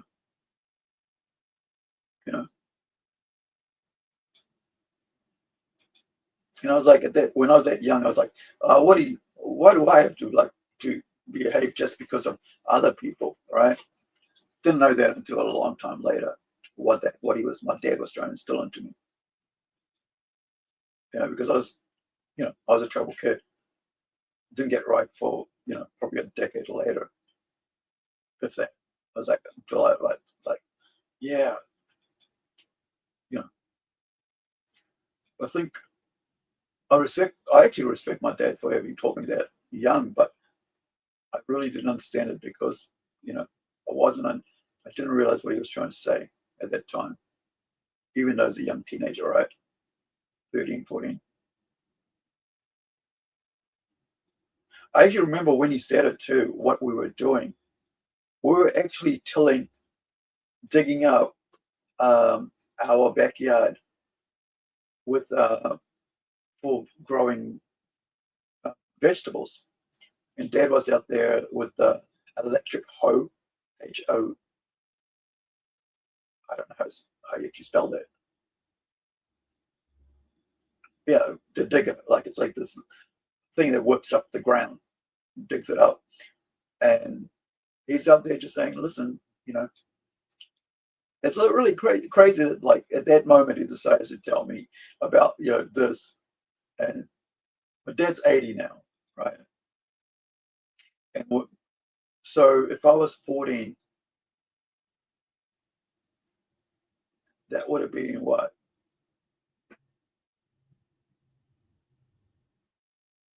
10. So hold on. I can never work out numbers in my head like that anymore because of all the concussions. So 83, I would have been 10. Plus 3, so 86, right? 13, yeah, 13, 14, so 86, 87. I actually remember all these really cool lessons when he would teach me when I was just me and him working. It was incredible. Like I don't remember any other, most of other stuff, but I remember when I was working with him, when he took me aside and we'd be working on projects together. It'd be like, he would say, do, this and that. Because we weren't like distracted by anything else. So it was just me and hammering away or digging a hole or gardening or something like that. I really appreciate that. But like when I think I didn't get right with my dad until maybe 2000, because I always thought like, I knew better than him and stuff. And then I realized that when I started thinking about what he was doing, what he had to deal with as a kid growing up and without father, right? Because his dad went to war, World War II, and what he had to go through with his sister and him being sent off to these cruel aunties of his and had to be brought up by these cruel, what I would say, feminist, hateful woman as little kids, as minors, and had to deal with that. Just really left him really, not as a well-rounded person, you'd say. But I really respect my dad. When I started, started learning about that, I was like, man, I can see why. I can understand, and I actually grew to love him more because of that. It's the whole thing about like when you put yourself in somebody else's shoes, right? You get to understand them a bit more better. And you sort of like see a balance to things and stuff. And I was like, yeah, I have much more respect for him as an adult now. Well, for the last, if I say 2020, right? So must have been 2022. Yeah, it was 2022. So it's about 23 years ago. It's like half my life later till I realized my dad was, an awesome dude. And, just amazing. Having gone through all he's gone through and raised 2 families, by the way, right? And raised 1, 2, 5 kids. Yeah. And one not his own, me. So, yeah. But then again, when you're a snotty little, 7-year-old, you think you know everything, and then you're a teenager, even, you think you even know more. That's why I think is now I kind of like a bit more around my nephews and nieces, a niece and nephews. I'm a bit more respectful of my parents and of their parents, right? So that they understand that when when their parents are saying stuff, that I don't try to jump in and go, oh, listen to that, and to that without and try to make my add my 2 little annoying cents in there because I think I know way better. I was like, and this is the thing. That's the other thing that a lot of like I think with extended family members, because they don't have to live with those kids, they tend to try to spoil them beyond and say things that they think they need to hear, but they're not really your kids, so you shouldn't really try to say anything without respecting their parents and asking parents' permissions first. That's what I learned a little while back. It was like I was talking to we were driving in a car, and I said something, and my sister said, "Well, my kids know how to handle that, so they don't need to be told because we've raised them to in a certain way to question things and to appreciate things and understand things in slightly different way, more mature way than most other kids, because we actually sit down and talk to our kids a lot. We sit down together at the table, right? We sit down together in the lounge. We don't have them sitting out there in their rooms all the time on their own, you know, doing their own thing, because we have times where we sit down and spend time with them. And that's what actually creates great societies, when you have parents actually go out of the way and spend time with their kids, and not just, you know, go in your room, go to you, you know, and so on. Rather than talking down to them or talking at them, you spend more time being around them, and, you know, being there for them. Not just buy this, buy that, have this, have that, whenever they ask. It's more about, even when you like buying them stuff, that you teach them about the cost, the value, so they actually appreciate that.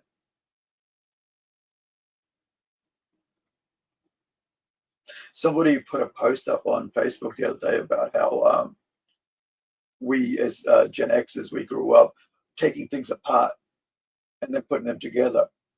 That's how we learned, right? And I was like, yeah, I did that too, but unknowingly destroyed my dad's hobby as a modeler, right? Where he used to buy Big Mac racing car models and built it like the plastic models you have, where you got to cut them from this, you know, from the pattern, whatever the mold, and you got to paint them, glue them together, paint them, put the stickers on.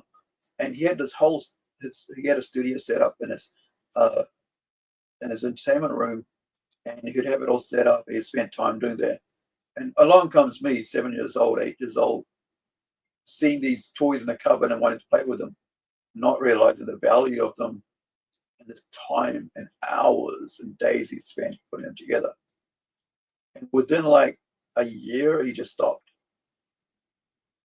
It was like just then yeah, he just stopped buying them, stopped doing it. And I think it was like, this kid's just going to destroy it, or what's the point? Not that, hey, sit down, right, and talk to me about it, how, you know, or teach me how to do it, so I could actually spend time with him. Because I think at that point he was like, this guy's just a wrecker, so what's the point? And it took ages, you know. But I think this is where, as adults, as guardians, as parents, we just need to spend more one-to-one time with kids who are like, you know, who might not understand. It might actually be help. It might be actually become creative and learn more if we just spend time with teaching them. Trying to find the next one. I got to edit here.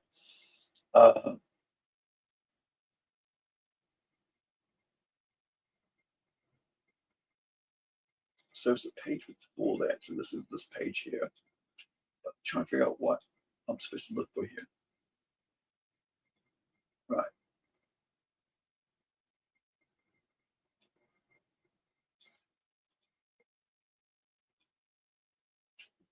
Okay, so he says it's that.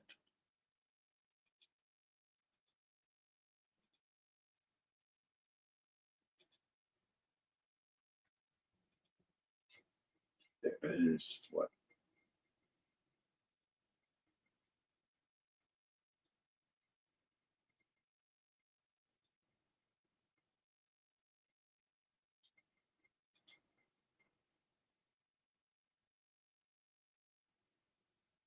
Yeah, there's a text here right on panel 1 that my blind eyes couldn't see.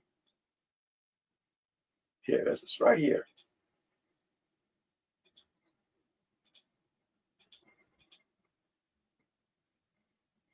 It doesn't make sense, and he's right. Will you force their hand?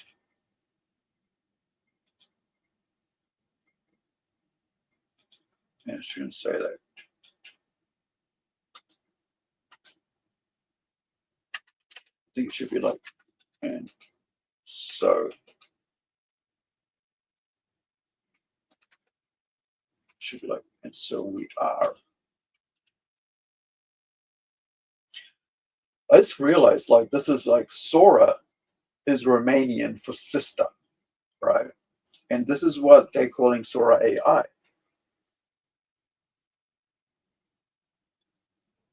that's recently come out, which basically makes up, all these silly little clips people are putting up on YouTube, like short clips, like I think they're about 30 seconds or something to make someone can do.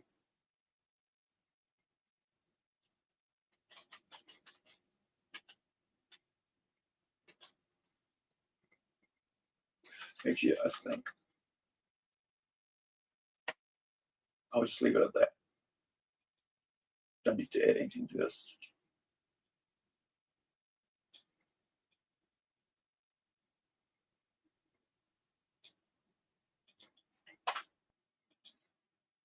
The reason there's like, dot, dot, dot, it's like just kind of like paused, rather than just, it's kind of like ongoing sentence, but it's not, dialogue, but it's just, it adds to like pace. So like going, well, you forced their hand, sister, sort of. So yeah, I just noticed that because it's like, yeah, I know what the word means because I had to write this like about 2-3 years ago, right? When we did the script. And so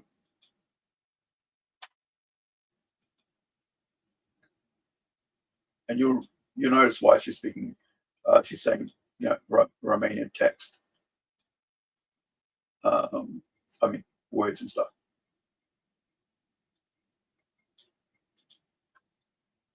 And I think for the last one, I think that might be the last one. Yeah, that's like, oh no, there's one more that I was having trouble with. I remember earlier. I couldn't locate. So he said that was page 80 for him. So the one before that would be this one, 17, and this is where I was having issues trying to figure out. Right, so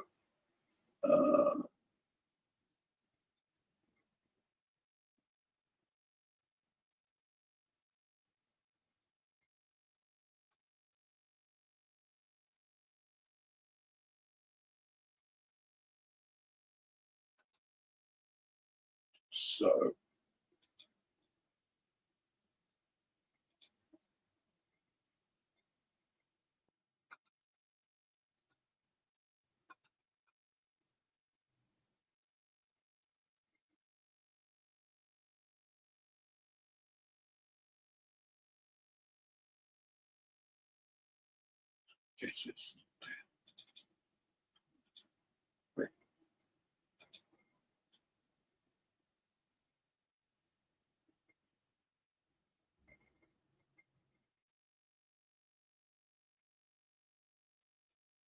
All right, let's see if this words on this one for me. Okay. Hopefully this will help. Okay. This one. Hey Tim, what's up? Welcome. What you doing? Want to pop on? Wait, no, I'm not looking for that.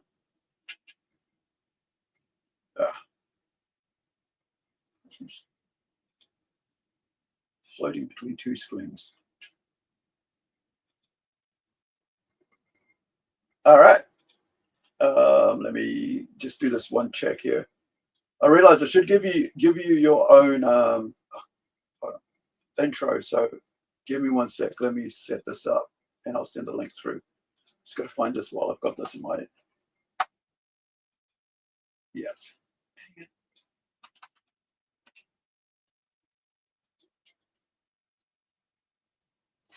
Get this one little thing. All right, no. It ain't letting me look via the search. All right, let's get over here. Invitation.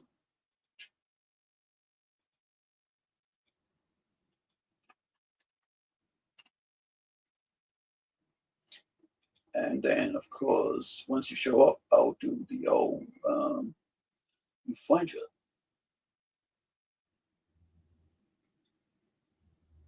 When you pop up, I'll have the intro ready for you. Now, where is this? I to like do single word searches. So, is it that page or isn't that page? This is like annoying me. It's like, why is it this one thing I can't find? Right? Oh, here we go.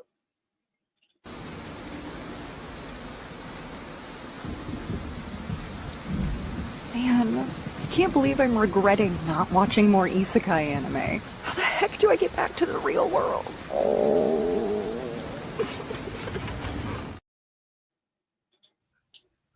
Welcome. Welcome. Welcome to me. Right. It seems like I can't hear it. Give me 1 sec. Check. I can see the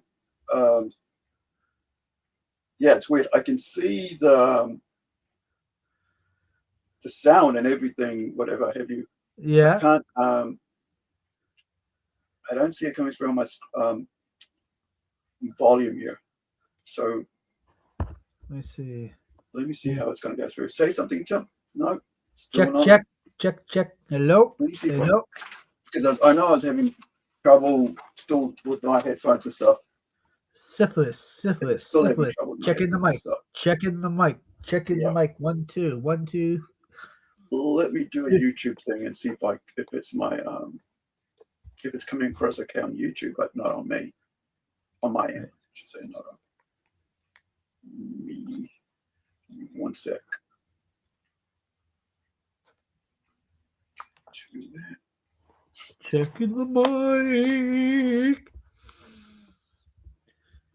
Yeah, it's like even my YouTube not working on me. So let me switch. Emergency responders. All right. Say something now, Tim. Checking the mic. Check. Weird, man. Hold on. Yeah. Why is it doing? Like, I'm on 2 different screens, so it's kind of a bit.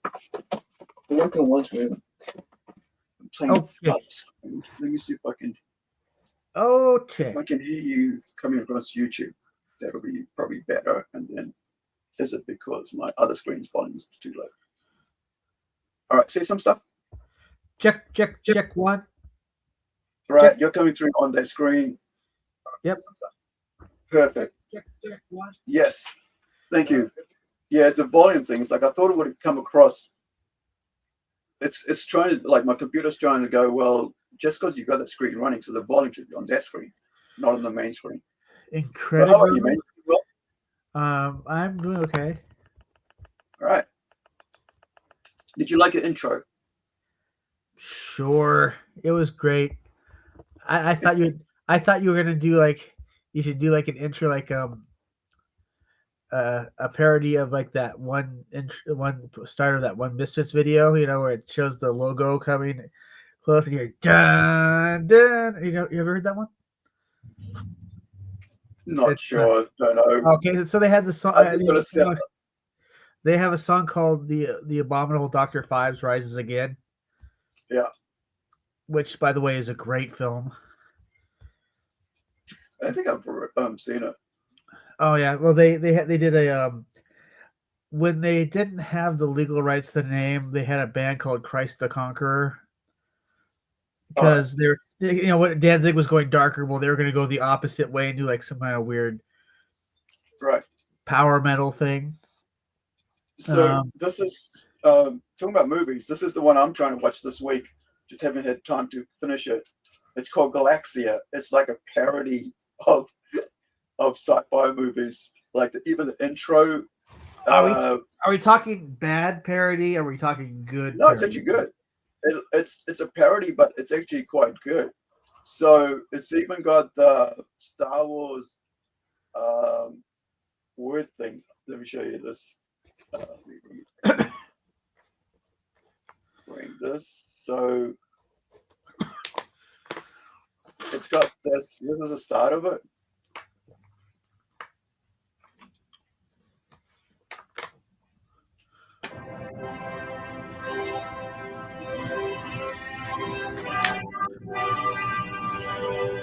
Did you see that?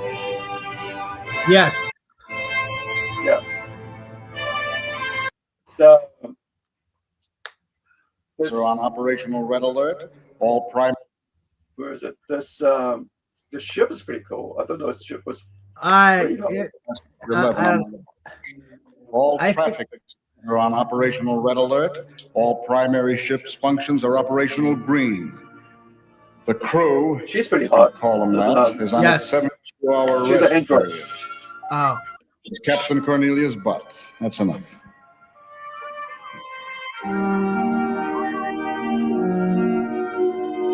Yeah. So I have only seen about 15 minutes of it, but it's like it's pretty I don't cool. know. Kinda- I don't know if it's good as like Spaceballs. I don't think it's that funny. Like, I mean, it's not trying to be that sort of parody, Right. but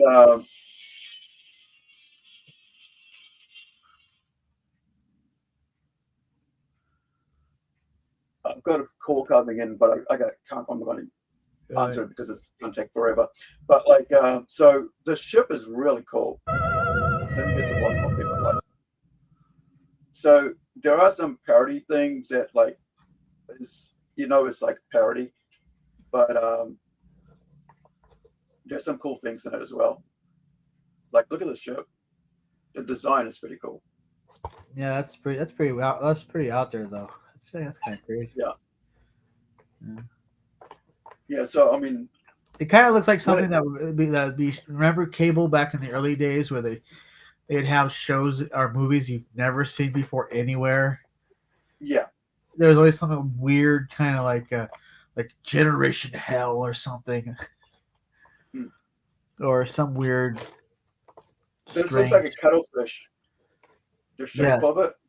Yes. And when I was looking at this, I was like, that looks like a nut from a nut and bolt. Yeah. But then it's not. Are they doing that thing where they scroll down the ship and it takes forever? Yeah. But it's pretty cool. You get to see the cool ship design and stuff. I thought it was pretty well done. Yeah. Yeah. All right. Back to work. So I think I've only got one more little bit to do before I finish off. Yeah, I got a meeting later on today, so I'm trying to get, as soon as I get this all finished, I can go back to, I can knock off and go set up the meeting, because we got to look at how we're going to release when we're going to release this, how long it's going to be for. Oh, and I'll also come with an idea that I'm going to put a gold card for free for people who backed issue number 1. Oh yeah. And this one. So if you buy both, you get a free gold card, trading card. And I haven't shown the cards yet, but I will do that once I get this little piece finished. So in here somewhere, I'm supposed to sort out some a spell mistake that I've got that I need to fix. So it's either that, it's not that. So it must be.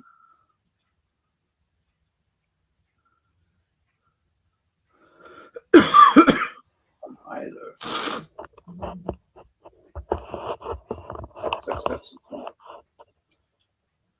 Did you get your lettering done? Did your letter? Yeah, we're just making a few adjustments.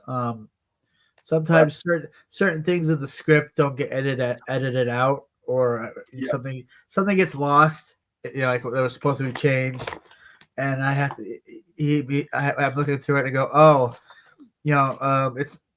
it's not nighttime in the scene anymore. It looks, so that needs to go. That was supposed to be taken out, but wasn't. Yeah. Or can you change that to this, or can you add this to that panel? Letter wise. Yeah. Which would be better. So this would be. Let's see. I think this would be 6 and page 7 that are getting lettered. Okay. Yeah. So, because I'd like to be able to get 4 done in the first few months of the new year. Right. Yeah. So we're kind of rounding the bases. Okay.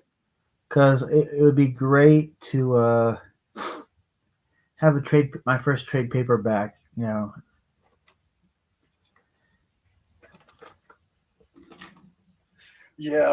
that's my thing as well. Get the comics finished, floppies finished, get a trade out, get the trade into stores.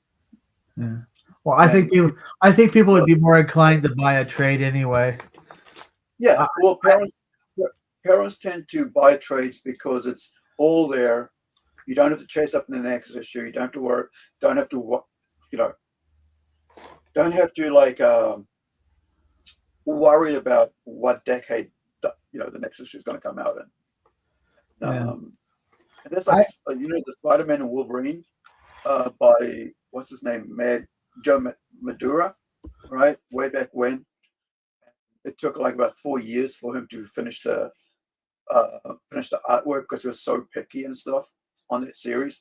This is like in 2000s. I actually have the hardcover graphic novel that Joe made, Spider-Man and Wolverine crossover, and it took him about I think it was 4 or 5 years to get that out. And so parents tend to buy graphic novels because it's all there, and that's why it sells more. The young adult graphic novels sell more because it's all completed and it's all in your hand, so the parents don't have to chase it up. Like if you look at why it's the amount that it sells is horrendous. Not horrendous in a bad way, horrendous in a good way, like huge amounts of sales on that stuff. I still like doing the floppies because it's just fun to do. Yeah, but it's because it's a collector thing, right? Well, and also just more content, Yeah, but I mean, even you can have more content actually in the graphic novels if you add to that, and that's one thing that takes forever. Yeah, if you're putting a trade paperback and a graphic novel, you got to have extra content because you got to invite people, give them something to buy, a reason to buy a trade if they've already bought the graphic novel anyway. I mean, sorry, the floppies are already anyway. Well, I'm trying to build an audience. That's why I think doing floppies is still needed. Oh yeah, 100%. Yeah, that's why we're putting it out. I mean, that's why we're putting out a webtoons, manga and webtoons for free because we want to build an audience. Yeah. And I'm doing shows now, so yeah. I just don't understand that these people that they think they're going to put a book together and make millions of dollars, and they're not. Well, unless you get it into stores, there's no way. Even then, it's like you're not. People buy. How do I explain this? I mean, you got to have consistency, right? If you just have a comic in the store, you don't have issue 2 or issue 4 out in that same year, people forget. Yeah. Well, people also like you could have like the crappiest Spider-Man book and it's going to make money. Well, that's only because people are so used to buying the same crap over and over again. They don't care as long because they know Spider-Man. Yeah. That's what I mean. It's because the brand. Yeah. I could go up to some stranger and say, hey, Melvin, right? And they'd be like, what the hell are you talking about? Right. Or, hey, man, Incredi-Girl, right? Like, yeah, exactly. Who? What? Incredi-Girl? What? How do you spell that? Yeah. But you can say, hey, Wolverine, and everybody knows who Wolverine is. Yeah. Well, that's why you got to have the consistency of putting out product all the time. I mean, we're about a year apart from issue. I think by the time we put out issue 2, it'll be next year. Most likely it'll be January. But that's like a year and a half between the last comic. And that's because I wanted everything finished, which is where I'm at now, where I'm editing. Right. Well, I wanted now this morning to put a gold card for free. As a thank you to our backers. Yeah. Well, I still put out links to Melvin 0 and Melvin 1, Melvin 2 and Melvin 3 because I figure just selling them one year and then never again is who's gonna know that they exist if I just do it once? Yeah, I mean that's what we had Incredi-Girl go out. Let me see if I can find it because I'm on this other freaking computer, and all my other stuff's on the other computer. But maybe I have it here. But let me just see if I got it on here. But in it should be, yeah, all my work files should be on this new computer. So let me just I think it should be under Incredi-Girl. So I should have the photos from where she was 24, 25. Incredi-Girl convention photos. I think it's, yeah.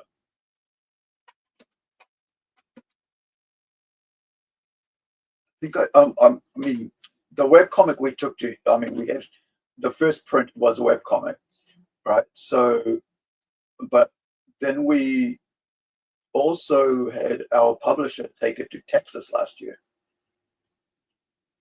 as a print version, and I've got photos of that. I just got to figure out where those photos are. You carry on talking while I look for this. Cool. I don't know. I just my theory is that you just keep reintroducing people to your characters repeatedly for years, and then maybe then people will start catching on. Who knows? Or maybe you'll catch on when you die, after you die. Who knows? But it's just building that audience, and don't expect to get millions of dollars or some stupid shit like that. Just sell your book. Maybe you'll have a fan base. Maybe you will have lots of fans. Who knows? I don't know. But the idea that somehow you're going to become, super famous and you're going to change the game and is ridiculous. Right. Because you know how often people are bombarded with buy this, buy that. Oh yeah. So the idea that it's really kind of hard to impress people with stuff. So this was last year, and you can see here, right? Right. Incredi-Girl, that's the foil cover. Then also the circle, and then you've got all these other ones, right? These fan comics that they did. And you got Incredi-Girl here, then the poster.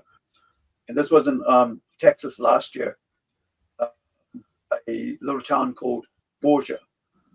And called so what? That called me going there. My wait, publisher, what was it called again? Borgia. You sure it wasn't called? B-O-R. You sure it wasn't called Belton? No, Borgia. Okay, because yeah, Borgia is Texas. There's a place in Texas. It's a border town, if I remember right. So talking about which, bring this down. Because the only one I knew of that was the big one down there is Belton Comic Con. Comic Con? Yeah. Which I went to, but Boom's the one there. I'll show you. Actually, they've got a new one. Not new one. Sorry, they've got a new event on. I was just looking at this page there. Let me get on that thing. I just shared it on our Punch Studios page on Facebook. So let me find the. Oh yeah, so there is that one, but there's this there is. So that way, that's my logos. So you can see here. So this is Greg Harms. He's the owner with his partner, his wife, Christy, who run, and this is Hook, who is the publisher for Rising Comics, and they're the ones who ran this. He's the one who, Borgia, Texas, last year. So Borgia, Boomtown Con is going to be back again this year, and it's actually, where is it? Here it is.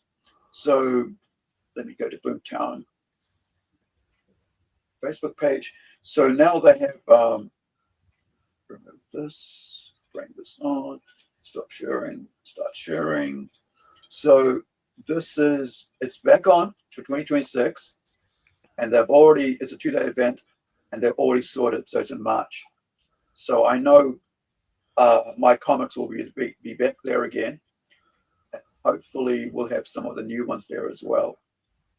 So they just released the map, the settings, so you can see most of it's like already taken up. So that's pretty cool. Yeah. So if you're, if you ever around Texas next March, man, this is a place to go to support your local. It's a brand new event, just started this year, and they got some really good publicity and everything. They had G.I. Joe and a lot of artists, independent indie artists as well. I'm not ready to do because I'm up here in Idaho. So Oh, sure. But I'm talking about like traveling. So like if you were like actually going, okay, this week, this month, this month I'll go here, I'll travel through things. So like if you want to do a circuit type thing, right? yeah. Well, I mean, I'm starting locally, so yeah. So this is the thing about for those guys who are actually listening to us rather than watching. On the screen, I'm showing the Boomtown QR for the link for their link tree, so you guys can, later on, if not now, you can grab it and go check them out. So, what I was going to say was like because the US is like so wide, right? Yeah, and so large, you can actually probably make friends throughout the country. And go, hey, can I come and hang out with you this weekend? And then next weekend you go to somebody else's place, and then into somebody else's place, and you do this whole trip around. Are you familiar? Are you familiar with the documentary about American hardcore in the 80s?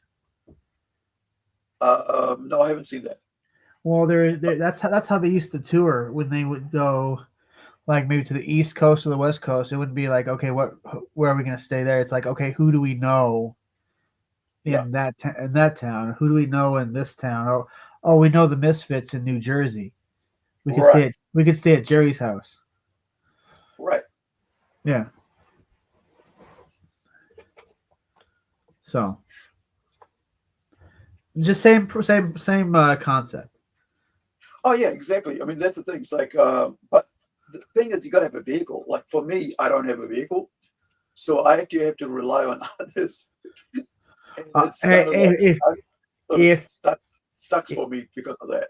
If you provide gas money. Oh yeah, that's how I do it. Yeah. That's how I do it with my friends. I go, yep, I'll pay you this much, and I'll also help out with food and stuff or whatever you do. Like, but I don't travel because of my spine and neck injury. The shaking in the car really doesn't work for me. So I actually have to make sure I have a pillow. I usually take my memory foam pillow to sit on, so that it actually doesn't, it limits the amount of movement on my spine. So because otherwise, by the time I get there, I'm already in pain, Yeah. And then now I got to sit down and stand up all throughout the day. I was like, it's not good. So I tend not to travel that much because of that. Yeah. Well, it kind of helps that everybody that I know is a comic book creator. So. Yeah. So. And I think that's the thing. Like you got to really. And here's the thing that I think a lot of people don't understand is that if you're going to create these parasocial relationships, do it based on honesty. You'll do it based on business too. Yeah, business and honesty, and you need honesty in business, right? So if you're not honest, what's the point of being in business? Yeah, you could even sweeten the pot by saying, "Hey, not only will I pay you gas money, I'll pay for the booth." Yeah. I mean, when I had the last big event I did, right, which was in about maybe 23, end of 23, was that I actually I co-hosted, co-managed, whatever you want to call it, a convention, a big, huge, over 10K, whatever it was for the weekend. I think it might have been a 3-day event. A couple of years ago for an anime convention, right? And it was huge. And the contract I signed was for, double figure figures, right? And I had to do all the work for providing food, for providing food and drink, accommodation, time, schedules, the whole shebang.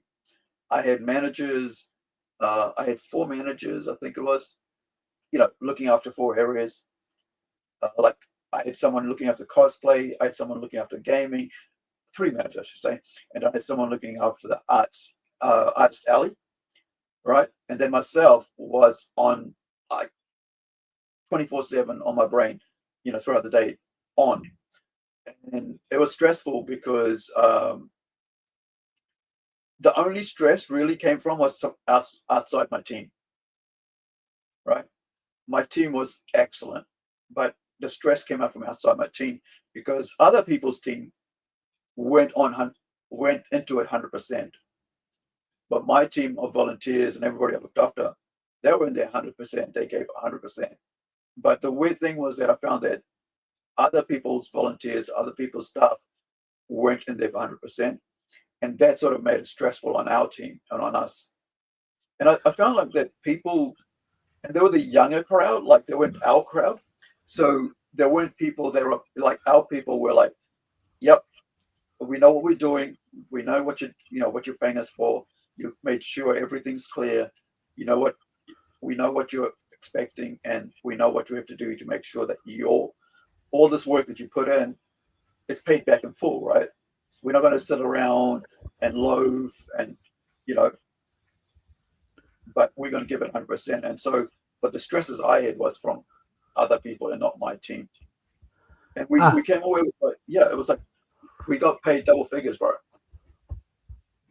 Let's say double figures, but I mean 10K US. 10K? Yeah. Damn. Yeah, because that's what I mean. Like people don't realize, the kind of work I've done, and I managed that for my, and I had about 9 people work under me, if I remember right.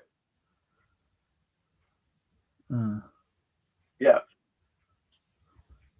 So, and here's the thing, because of that, I was able to save up and buy myself what I've wanted for over 30 years, which was a Jackson bass, sorry.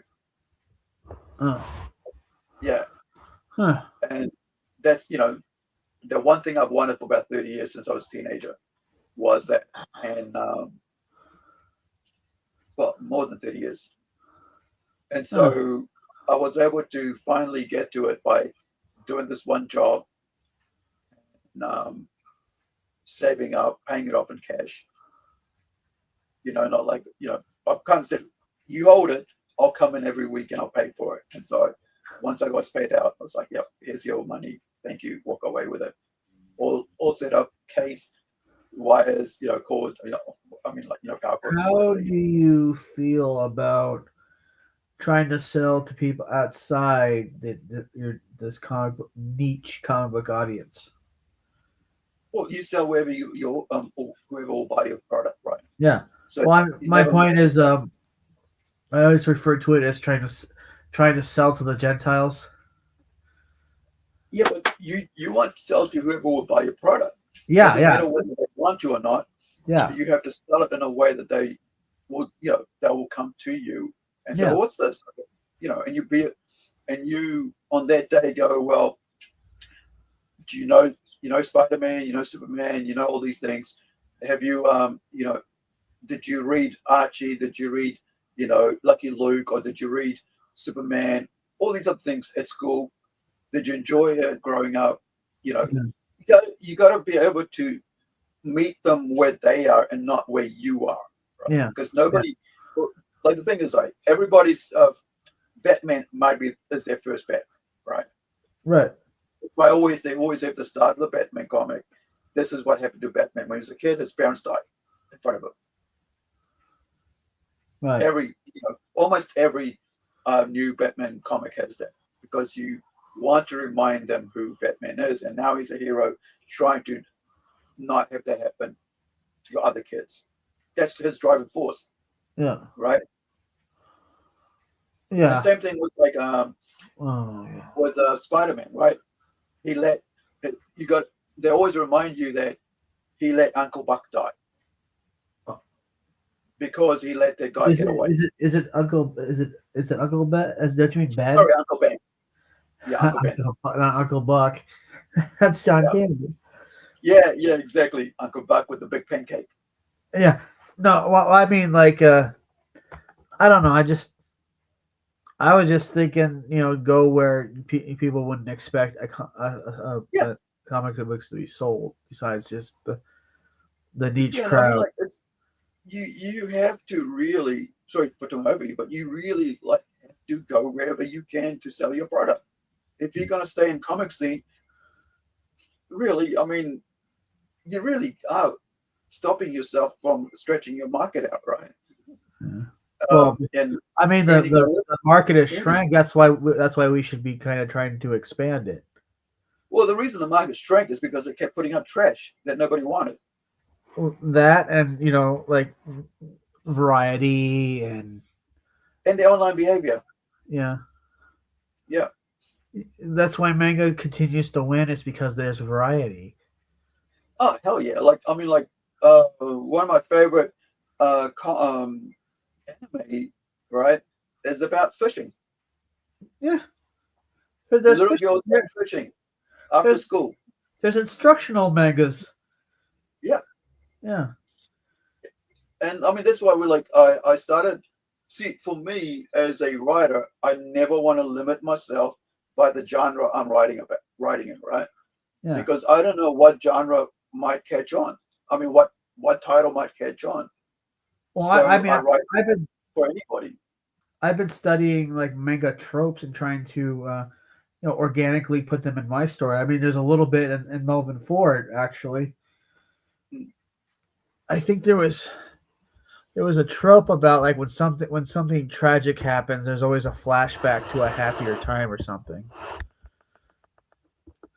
Well, it depends, right? Really, how you wanna, what I mean. The first and foremost is what you're trying to say in your comic, right?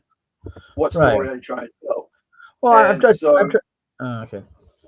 Yeah, so you make that first and foremost, and then you figure out how to do it, right? How to get that point across to your audience that you're trying to build. So, like, I know I'm the same as you, right? So for me, I've spent like I watch a lot of anime because I get bored with live action. It's the same shit over and over again, right? So I watch all types of genres. Like at the moment, I'm watching on my list is to watch Ace Detective. Yeah, I'm on episode 3. Ace Detective, but like most time I watch isekai, parallel. You die and you come to another world, right? And you read. And then also I used to like mecha. I don't mind mecha too much now, which is where you're inside a giant robot. All space battles, and then I also like a lot of crime anime as well. Let's see, my favorite manga happens to be Fist of the North Star. Right. Yeah, or let's see, what's another one? Trigun. That's a good one. Like the hero is not really even. He's not. He's not even a brutal kill. He's not even a brutal killer, and everyone's afraid of him. It's because your infamy goes before you, right? Right. Yeah, it's just like the infamy doesn't quite add up to who the real person is. Well, that's because of who is trying to make him to look that way, right? I mean, that's the whole point of that story. Is like he's such and such person, but like it's like the so-called media, right? It's trying to say that he's something else, and so they've twisted who he is and what he is, and that's why that story works so well, because it's just so large in scope. And then they went and redid it in CGI, and it was just crap. Oh, why would they mess with that? That's stupid. Well, it's called Netflix, bro. They mess with everything.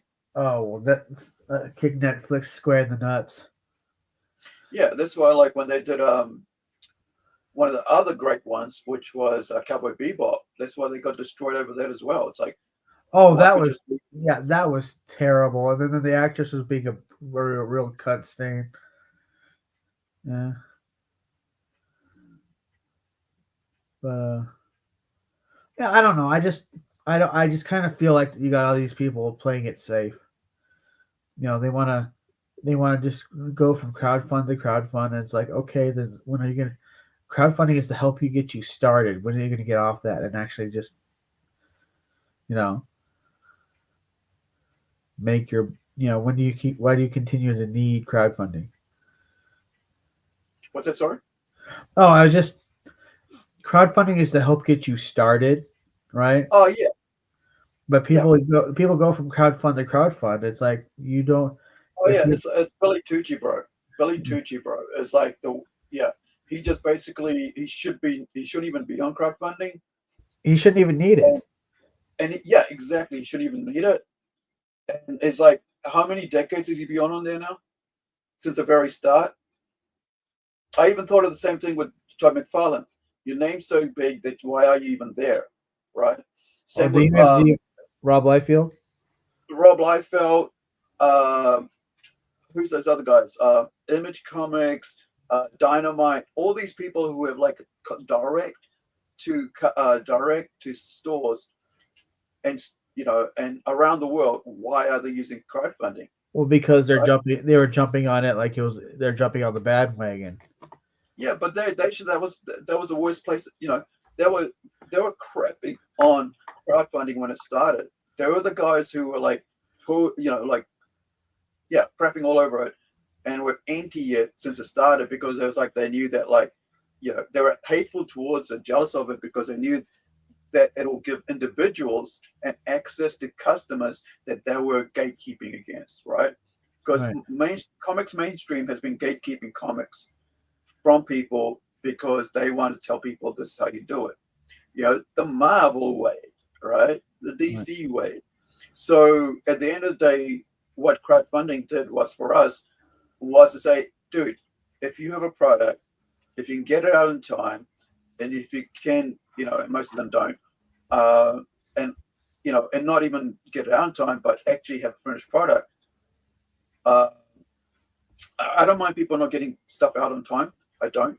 But if you take the money for it, then you are supposed to get it out when you say you're going to get it out, right? Otherwise, get off the crowdfunding, right? Once somebody gives you money, you should have the product to them within the year, 12 months, unless you have been injured or something and you've kept them up, and so on. Let people know what's going on. But if you are out there lying to them, saying, "Oh, I don't have the time," I have to YouTube every day. Nobody's saying to YouTube every day. Hell, I Yeah, don't come into YouTube unless I have the time to that's do it. retarded. Yeah, like most of the time, I'm drawing, like I'm coloring, or I'm editing, or I mean, I'm not drawing because but I mean, like I'm fixing drawings, right? If I'm, if I need to put a line here or something, I got to do that. So I don't, Yeah. that's what I call when I'm drawing. You But can't be both. You have to be one or the other. yeah, Why do you think I don't have a YouTube show? I mean, I you can do, but you can't do it like give the same amount of thing to both because it's like fence sitting, right? If you're sitting on a fence, you're gonna fall one way. You can't balance on a fence. No. If talking about wire fences, we say that fences in New Zealand because it's like this.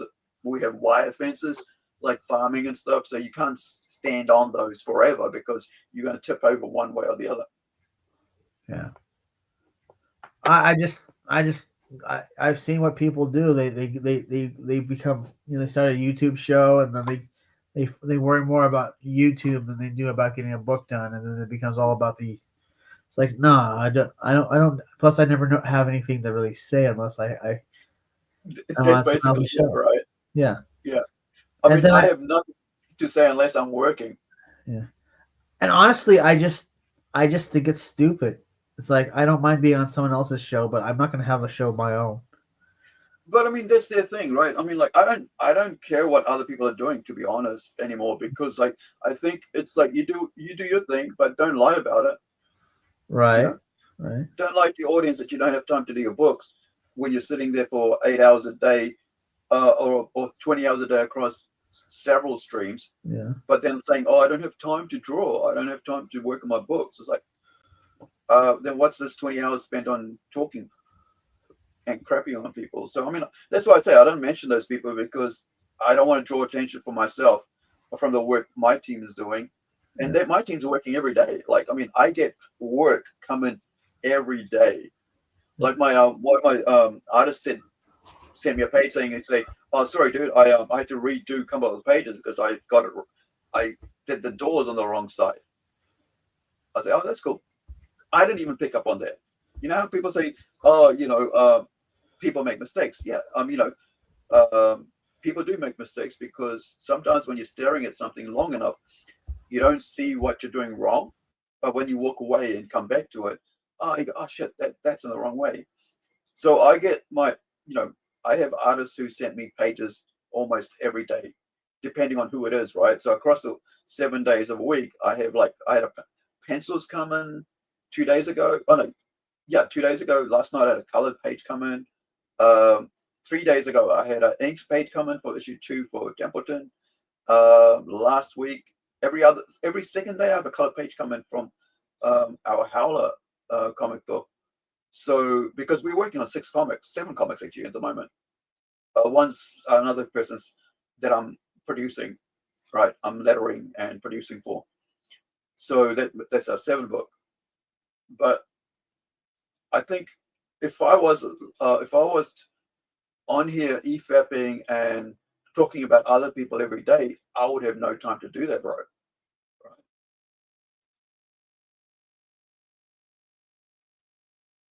You're muted.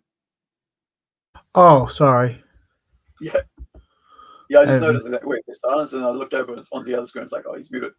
Yeah. So I mean, like, really, I mean, that's why I stopped doing conventions, because I was like, I can't put half a year's work into convention running and still try to keep on board of these 6 comics I got to get out, right? Right. Well, I mean, I'm just now starting that. I did Author Palooza, which was fun. I made a little bit of money there, and then I was like, well, I can't just stop at one. I want to line up another one. So I was calling around to different bookstores. And I got a show lined up for December. Right. And I was just like, well, I know for a fact after that one, I'm going to do another one after that.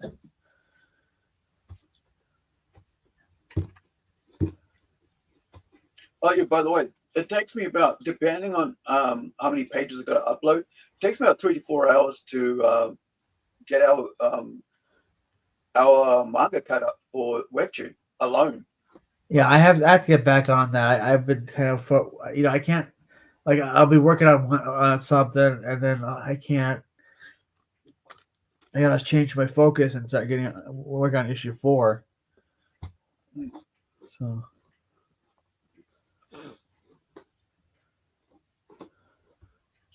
Yeah, so I mean, that's 2 hours of a week just basically spent cutting up a page for Webtoon. Well, that's another thing is they try out an IP, and then it doesn't make the amount of money that they're wanting, so they stop putting that character out there, and they work on something else. It's like, no one's ever gonna get a chance to know your characters if you keep changing it up and trying something new. Well, it depends what you're trying to do with it as well. I mean, like I said, I'm working on 7 different titles right now.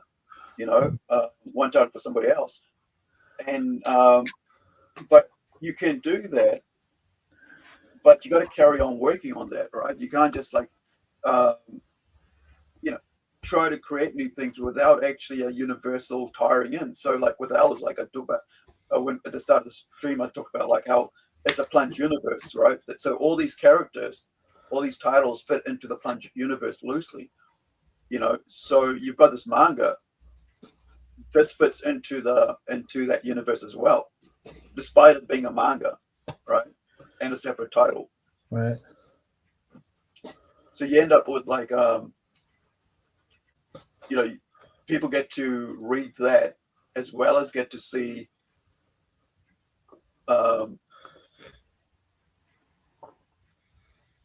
they can either read, while they're reading this, they can see other stories as well that we put out in the comic scene. But they all join in loosely, together with the other ones as well, because that makes it more interesting. So you're not stuck in just one story forever, Right. and you get to tell a wider multi-universal kind of like story where everything kind of ties in slowly. Like, I mean, here we mentioned, like in the manga, we mention a religion, right? And that's basically what ties that in. And in the background of the poster on the wall, there might be an Incredi-Girl poster, right? So that sort of gives you like, yeah, this is part of the same universe, without it just saying, oh, look, what's Incredi-Girl up to? Right. Yeah. Well, all I know is that I've done 4 issues of Melvin, 0 through 3. That's 4 issues, and it's taken me 4 years for for at least a small audience that know who Melvin is. So, yeah.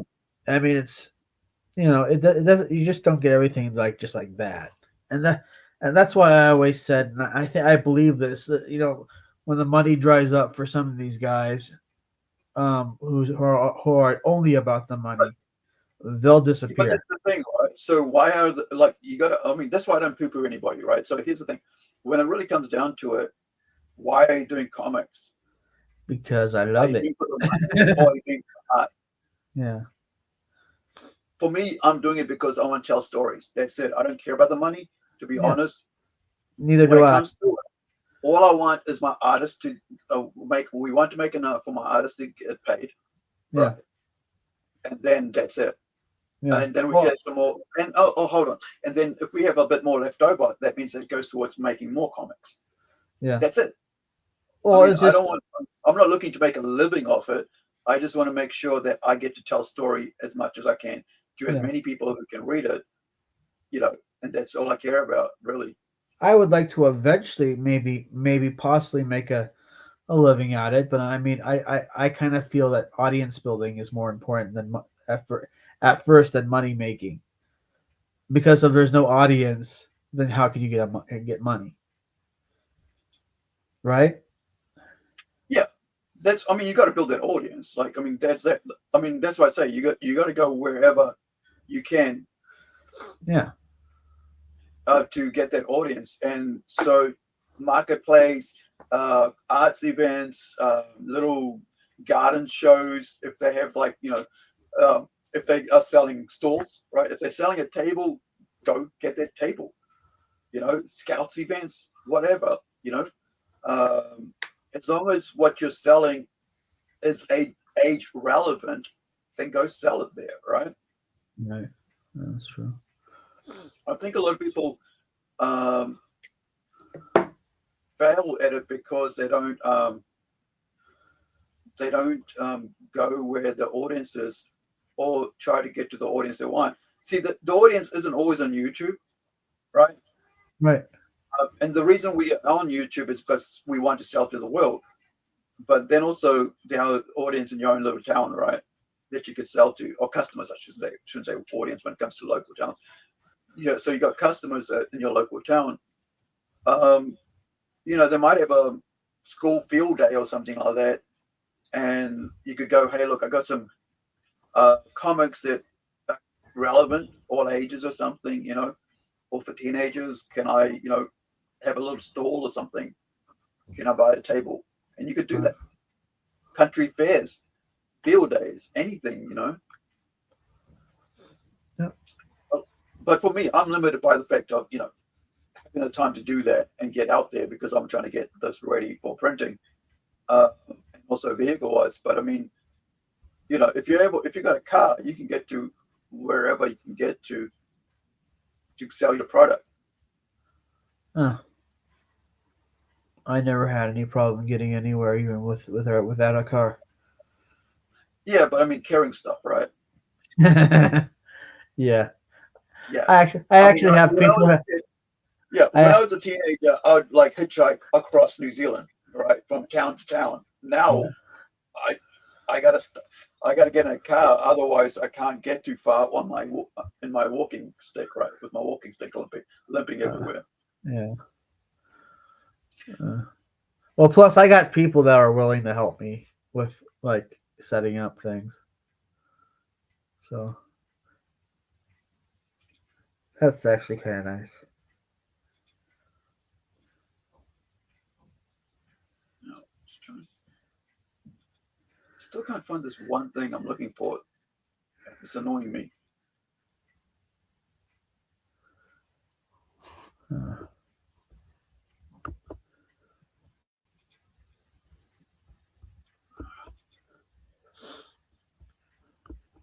Okay. So it's on the page. It says assault vehicles, and I can't find the assault vehicles. So I got where That's this word is. That's a bitch. Yeah, and my word find, whatever this editor is not finding the word. It's like,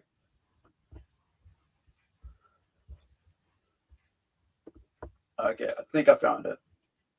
That's the one last thing I think.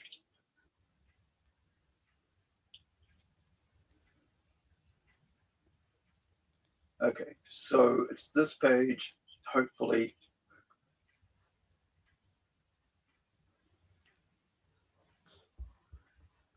All right, somewhere.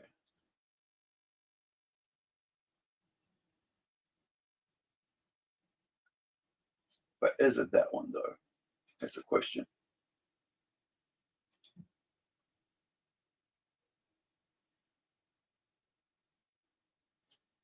One thing. So is Melbourne the only IP that you're working on, or the only story you're working on, or are you working on other stories that you got ideas for? Well, I do have Zed and Odysseus, which is Right. a droids parody. Right. So why parody? Because I was watching droids and I thought to myself, if they had upped the maturity level of the jokes, because it basically was a comedy, because it's R2D2 and C3PO. You know, how serious could they be? Right?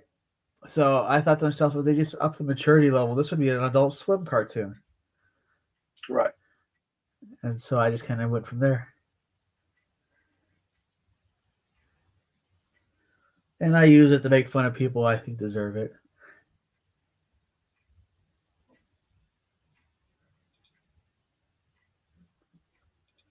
Like I have parodies of Shane Davis. I have. That's the other thing I don't understand is like, why waste that energy on other people? Because it's funny. But isn't that what memes are for?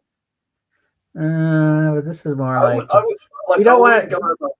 I know people have like different ways of whatever they want to do, and I will never limit. I wouldn't tell anybody to do what they want. But my question is, why spend the time, money, and energy to create something to parody against people who don't matter? Because For me, funny. like those guys don't matter, right? Yeah. Well, In my scope of things, outside of the YouTube sphere of whatever little niche group, they don't really matter. Yeah, I know. So I couldn't. Yeah, I couldn't do that. Well, I mean, Because I wouldn't pay somebody to do that either, because it's just a waste of money, to be honest. I don't know. I sometimes get these really good ideas that I feel compelled. I feel compelled to do. I did have way back when, when Mum came out, Yeah. that comic by the Game of Thrones girl, woman, whatever, the MOM Mum comic where she gets her powers through period blood or something weird thing. Oh, When yeah. yeah, Oh, so yeah. That is a horrible book. That is a horrible book. A friend of mine, Allie, she did a reading of it, and I was like, "Oh my god, I never read it, that is a but steaming pile of shit." so I never actually read it myself, right? But what I did do is I had a friend, like an artist friend, just draw up this cartoon of it. We didn't pay him or anything. It was just like, hey, can you do this? Because I'm going to do this article. So let me see if I can find it. where the hell did I put it? I think it's plunginz.com. Here's the website. And so this is when I was actually working on articles on the website and stuff. So blog page. So MOM. It should still be there. I haven't done any work on this for friggin' ages, man.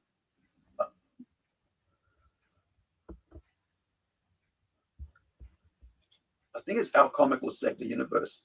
Oh, here it is. So I had a Greek artist who was actually working on the PJ and Chibi comic strip, which I haven't worked on for ages because I've been working on these things. I had him do this Dads Against Doom article. So if anybody ever wants to read it, it's the links in the chat, but I'll also put it on the stream so you guys can just see what's called. So it's like our new comic will save the industry, right? So this was written around about 4 years ago, by the way. Right? So there's a sarcasm, humor, parody, jokes thing on our blog. So this is it's parody of Mum. Are you able to see that, Tim? Hold on. Let me tell you what I was. Dad. Yeah. So Dads Against Doom, right?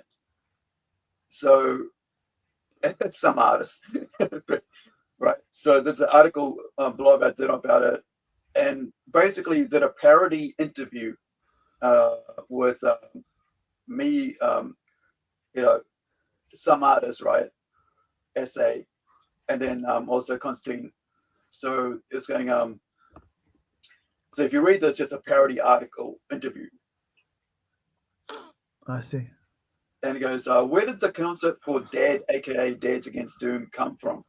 Well, I was on chat talking to KP about my world tour of visiting every single comic store and music shop while on tour with my thrash metal K-pop one-person DJ group. I told him about being frustrated at seeing how there weren't enough male-orientated superhero comic books. So I decided to make my own. And he said, yeah, Sunspot Magazine goes, had you ever written a comic book story before? And, no, but I used to read them a lot as a kid. He goes, what exact age were you? 22. Oh, read them as a kid and then you're 22. Right. Yeah. So, yeah, we were really scratching our heads. And then some artists called us on Skype. And we had to start up that app. You know how annoying it is when you're using one app and then someone using another app?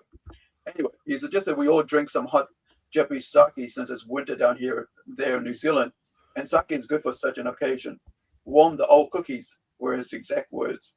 So it's like a total parody, right?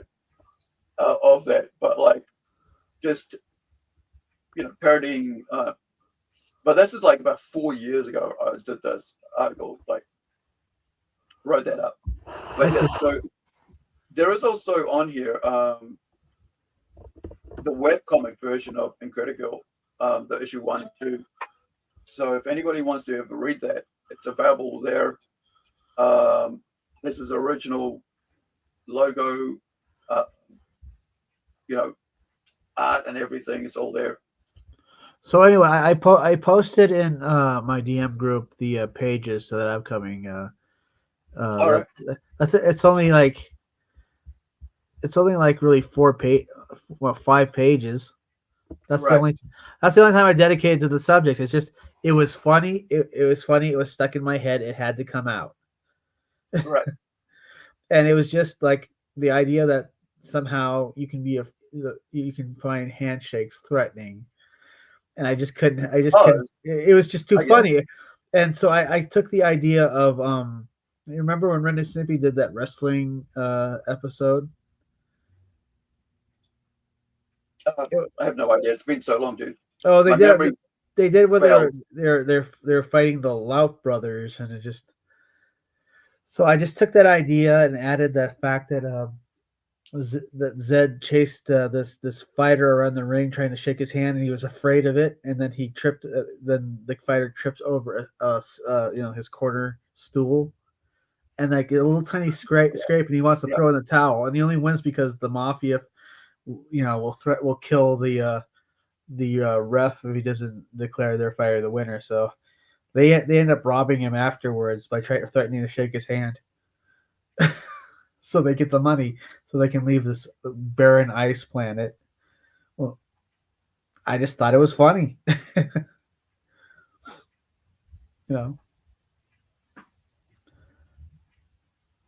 I mean, the subject itself is so stupid that it's hilarious. Oh yeah, but I mean that's what I would like just do memes rather than like Yeah. Well, I mean, like Wiggles doing a Battle of the Kangs where he's kind of poking fun at him, but that sort of draws more attention to them. I think that's the thing. Like that well, whole idea of like yeah. Well, I mean, when you look at the pages, that like the fighter looks nothing like him. It's just it's just the subject matter is kind of like based on a silly idea and kind of goes from there. That's all. Oh no, I fully understand. But I mean, like, I just think like if you draw attention to something, it just gives them more, what is it called? More power and energy to keep, to grow. Because I think this is what like the algorithm's all about growth through negativity, right? I found that this is how YouTube works. It's like you build your thing by clickbait. And I'm like, yeah, I'm just dumb. If I got nothing to say, I'm not going to say nothing.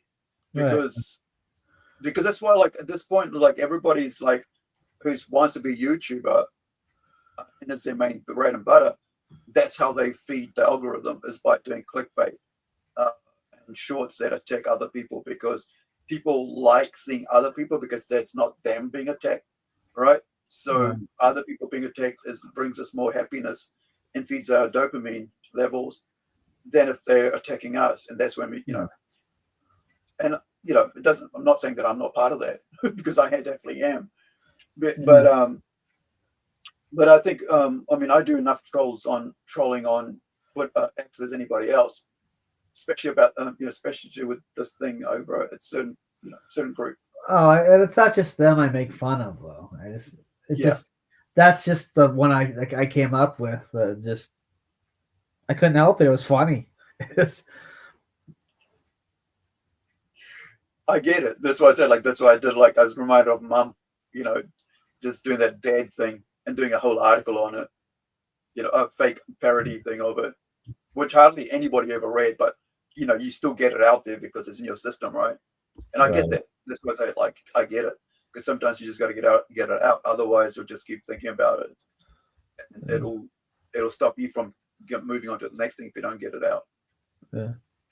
And I think that's what a lot of people get writer's block as well, is rather than just getting it out on the paper, they keep thinking about it and they keep it in their heads. Yeah, well, the thing about Zen and Odysseus though too is they're just there's just a series of ash cans that eventually I put together into a full book. That's what I did with the last one. So it might be an ash can here that has.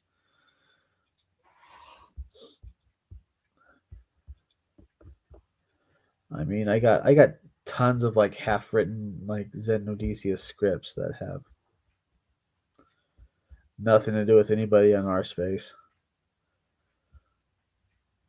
Just kind of like a thought I had in my head for a split second.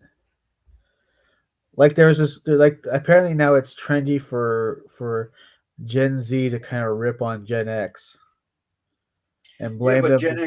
Gen X will just laugh at Gen Z because we are better. Yeah, I know, but it's just so that's a new thing, and so there's nothing Gen Z can do to make us feel bad about ourselves. Because we've not at all. That our entire lives. It's just like, what do you want us to do about it? And what you think you're not fucking things up for the next generation? Yeah, we already lived through that. Yeah. We lived through everything you think you are going through now. And we dealt with far worse things, right? Than you will ever face, because you had everything handed to you. We had nothing given to us.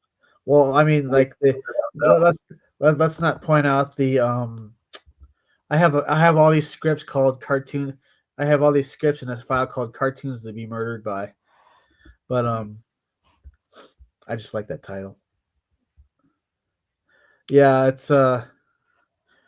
just like you have this kind of this parody of a Gen Z kind of got person saying, Gen X sucks. Like and subscribe. Yeah. Well, I mean, like, if here's the thing, right? As I said, like we were never given anything easy. No, never. Everything every weekend we came home with like with bleeding knees or elbows or bruises every weekend. Yep. We went out there, we played hard, bled, scraped, tussled and turned, and then we came home and all right, let's go back tomorrow. You know? So unlike these guys, they'll be like, yeah, I can't go out because I still got a sore boo boo. You know. And not all my parodies are mean though. I do make and this is not in a mean way. I'm sure you're familiar with Rainy, right? Rainy Jaws. I know her name, but I'm like I don't really Fiendish. pay attention to much people. Okay, well, she does a series called Fiendish, and she's so detailed from the like from everything. It's like wow, if this was like a computer game, there'd be like information on everything around you. So I had this story written where Zen and Odysseus end up in this world where like if they look at anything like like the world building head will appear and give them information and she basically starts chasing them and just every time they look at something some information will pop up like she's chasing us. I don't know. I thought it was funny because it's just like everything's so detailed. Well, sometimes you gotta. I mean, sometimes you gotta leave some people with questions, right? You gotta like you don't have to answer everything.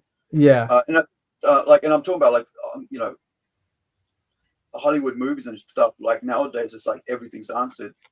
Yeah.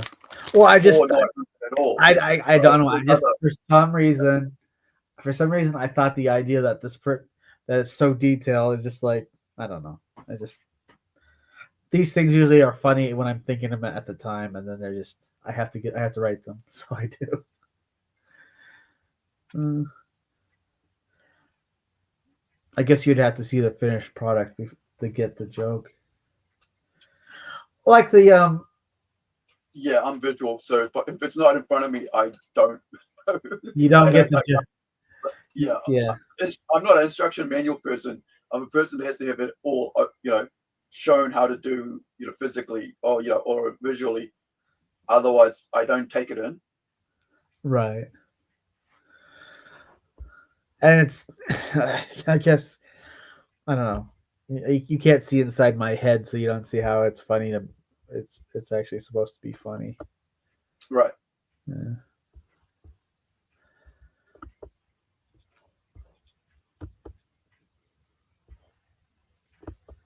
I think I've got all of it. I think there's one more missing here.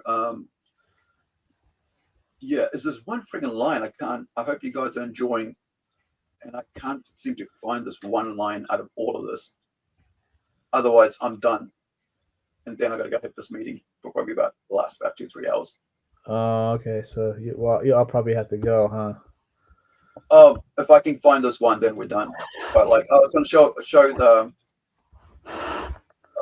the cards before you leave, and then I've got this mystery gold card I want to create. Yeah, I can't seem to find this one friggin' line. Goes, I hope you're enjoying. I hope you are enjoying yourselves, and I can't find this. The hope. And I don't know where that hope is. So I'm gonna have to go, and once I get offline, try to figure out. I hope you guys are enjoying yourself. It says page 14, but the way because this art pages are numbered different to the actual,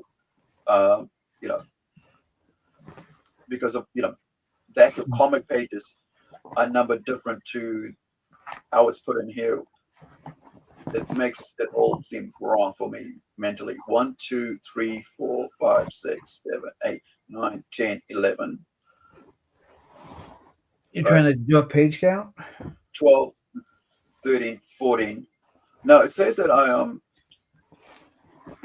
my reviewer, right, because I just asked him to have a go across. It's not really a review, it's just a friend just had to look at it for me.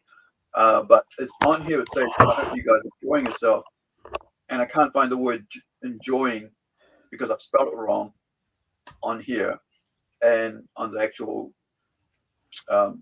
worksheet, work page. But it's not coming up. Hope, the word hope isn't coming up in my script search.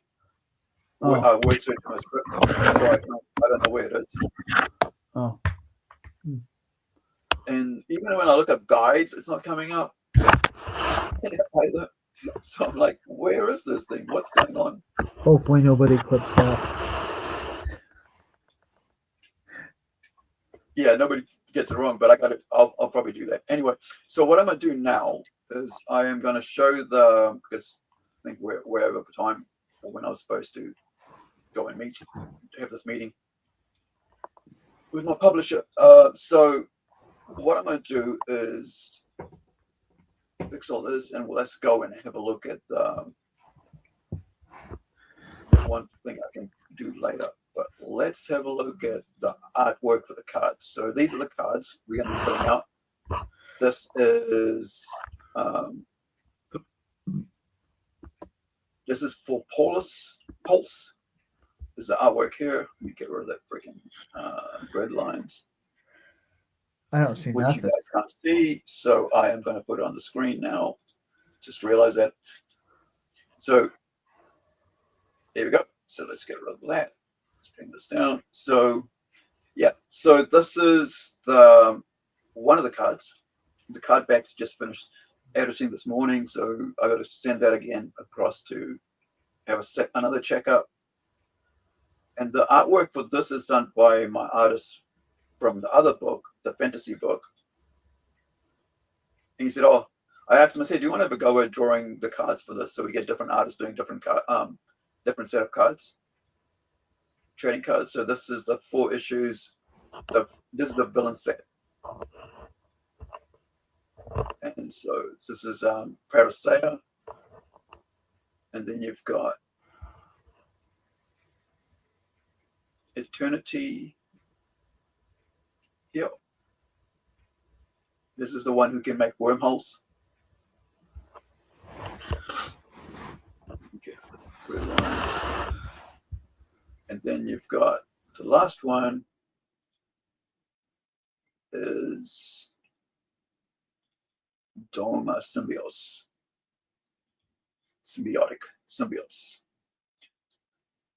So this is her here, and she's able to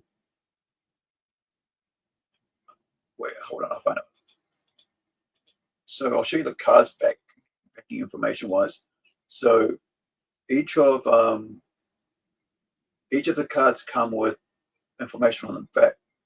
So you get to find out who they are. You get to see there's some the emblems. So this is card number 6. So she's got the ability of to form fireballs of various sizes from her hands. These range in size from a tennis ball to the size of a car, and able to form much more smaller ones than larger ones. Right. So each fireball has the same amount of force and destructive ability, no matter the size. So and also you got the information about who they are. So that's the other thing about the cards is like here we get to tell you who they're affiliated with, what their logos are, who their families, such and such. But also, the information that the United States Information Agency, USIA, is gathering on these people. And so you got a guy who's called David Allen. Eventually, I'll be doing a source book next year. That's the thing is like trade paperback, source book, maybe another Zed and Odysseus trade. Ashcan. Right. And yeah, Yeah, I think I like. I mean, the more things you do, the more complicated it gets. So for me, like we decided that like the max covers we release will be 4. One, your basic $10 cover A, and then you got your 3 other variants, including a wraparound or such, and then you get your 4 cards and a poster, and that's basically about it. Because the more stuff you got to print, the more this is when you like doing like a 6-7 books. The more complicated it gets, the more cost for printing, and the more you end up losing on your your margins, because then you don't have money to put up for the next comic. So I was thinking the one I was thinking of doing as a gold card would be this one here.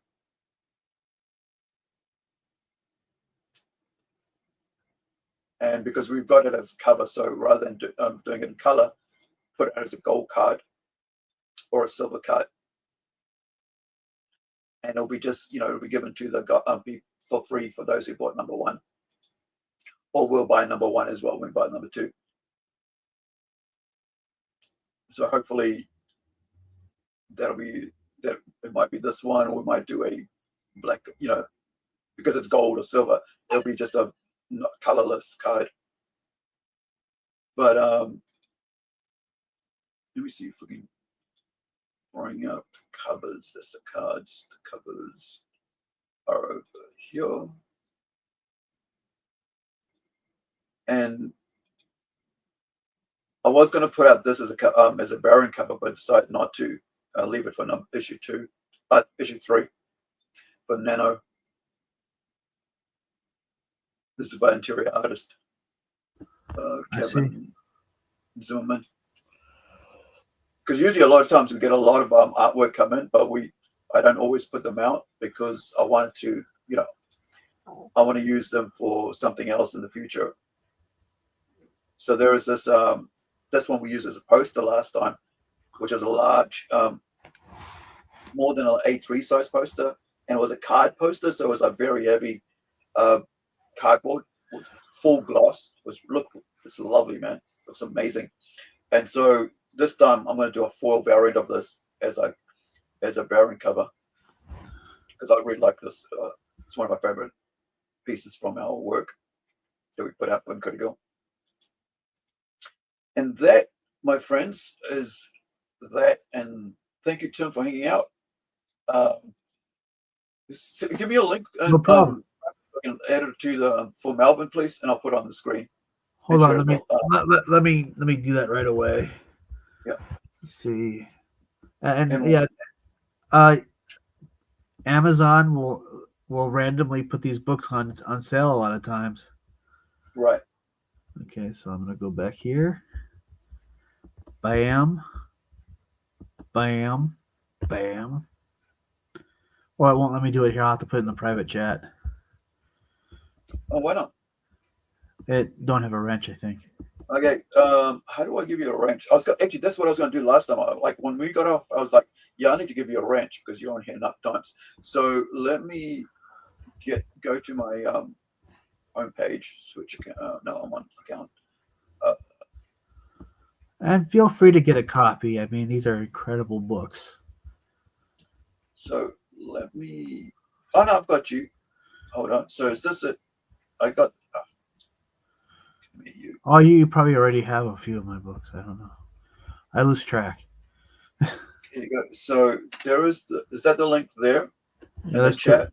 Yeah, there's 2 of them. No, probably. There's 2 in the private chat though. Yeah, so there's that link there. And now, how do I get you? It's been a long time since I've done a wrench. So you want to tell me how to do that? Do you know how to do that? I do not know how to do that. I never have to do that. So I am going to go to my screen. Let's go. I'm in my homepage. Wonder if I can do it. Hey, so here's the thing about paying and then doing a free StreamYard thing, right? So if you're doing a paid StreamYard, do you know that you can actually now do it to can you post something in on the chat, like a main chat, please? Okay. Okay. So I can find your name. So I can actually now have it for mobile, right? Yeah, it says right there, the comment has failed to post. What do you mean? Oh, your one. Yep. So I can, oh no, it's there. So it goes, dang. Okay, so let me see if I can make, how do I go and make you a mod? There you go. Standard moderator. Okay, let me try that again then. There you go. Term Olsen 2132, who, what have you done, Term, that you have these codes behind you? That you're a number, you're not a free man. They I don't know. They all of a sudden they just kind of started putting number. I don't know. I don't really know. Right. So these are the two places you can go get Melvin Tim's books. And I was gonna, like, if Duckman would show up, I'd make him a mod as well, because he made me a mod last week on his stream. So thank you for that, Duckman. That's a Lasmat. Oh yeah. I mean, there's other books. There's Zero. There's issue 1. There's issue 2 and issue 3. So yeah. Everyone seems to really like issue 0. All right, so thank you guys for hanging out with us wherever you are. As always, have an awesome day, evening, night. Hug your families if you have them nearby. If not, send them a hello. And if you're like me, you just post stuff on the internet, and I hope they realize that you care about them. So we'll catch you next time. I got to go have this meeting. I know it's going to be a long one, and wherever you are, man, may your day be awesome. Thank you, Tim, for hanging out with me. No problem. There you go. And we'll catch you next time, guys. You going to say anything, Tim? Go to Amazon and get these incredible books. Melvin 4 is 13 pages away from being done, and it's being lettered at the same time. So 2026 summer is coming. Somebody already used winter, so. And also, please go check out my our profile, Incredi-Girl, on Kickstarter, and follow that, because soon we should have issue number 2 coming out. I'm about one word away from fixing the edited version for release on Kickstarter for the full color version, and we'll catch you when we catch you next time. Cut you down, or see you on the flip side. Be Peace. well. Nope. Can't stay here anymore. I gotta get back. I think this was the spot. Oh Lord, I beseech thee, please return me to my old life. I swear I'll do anything. Like, literally anything. And I won't bother you again, so pretty please bring me back to life.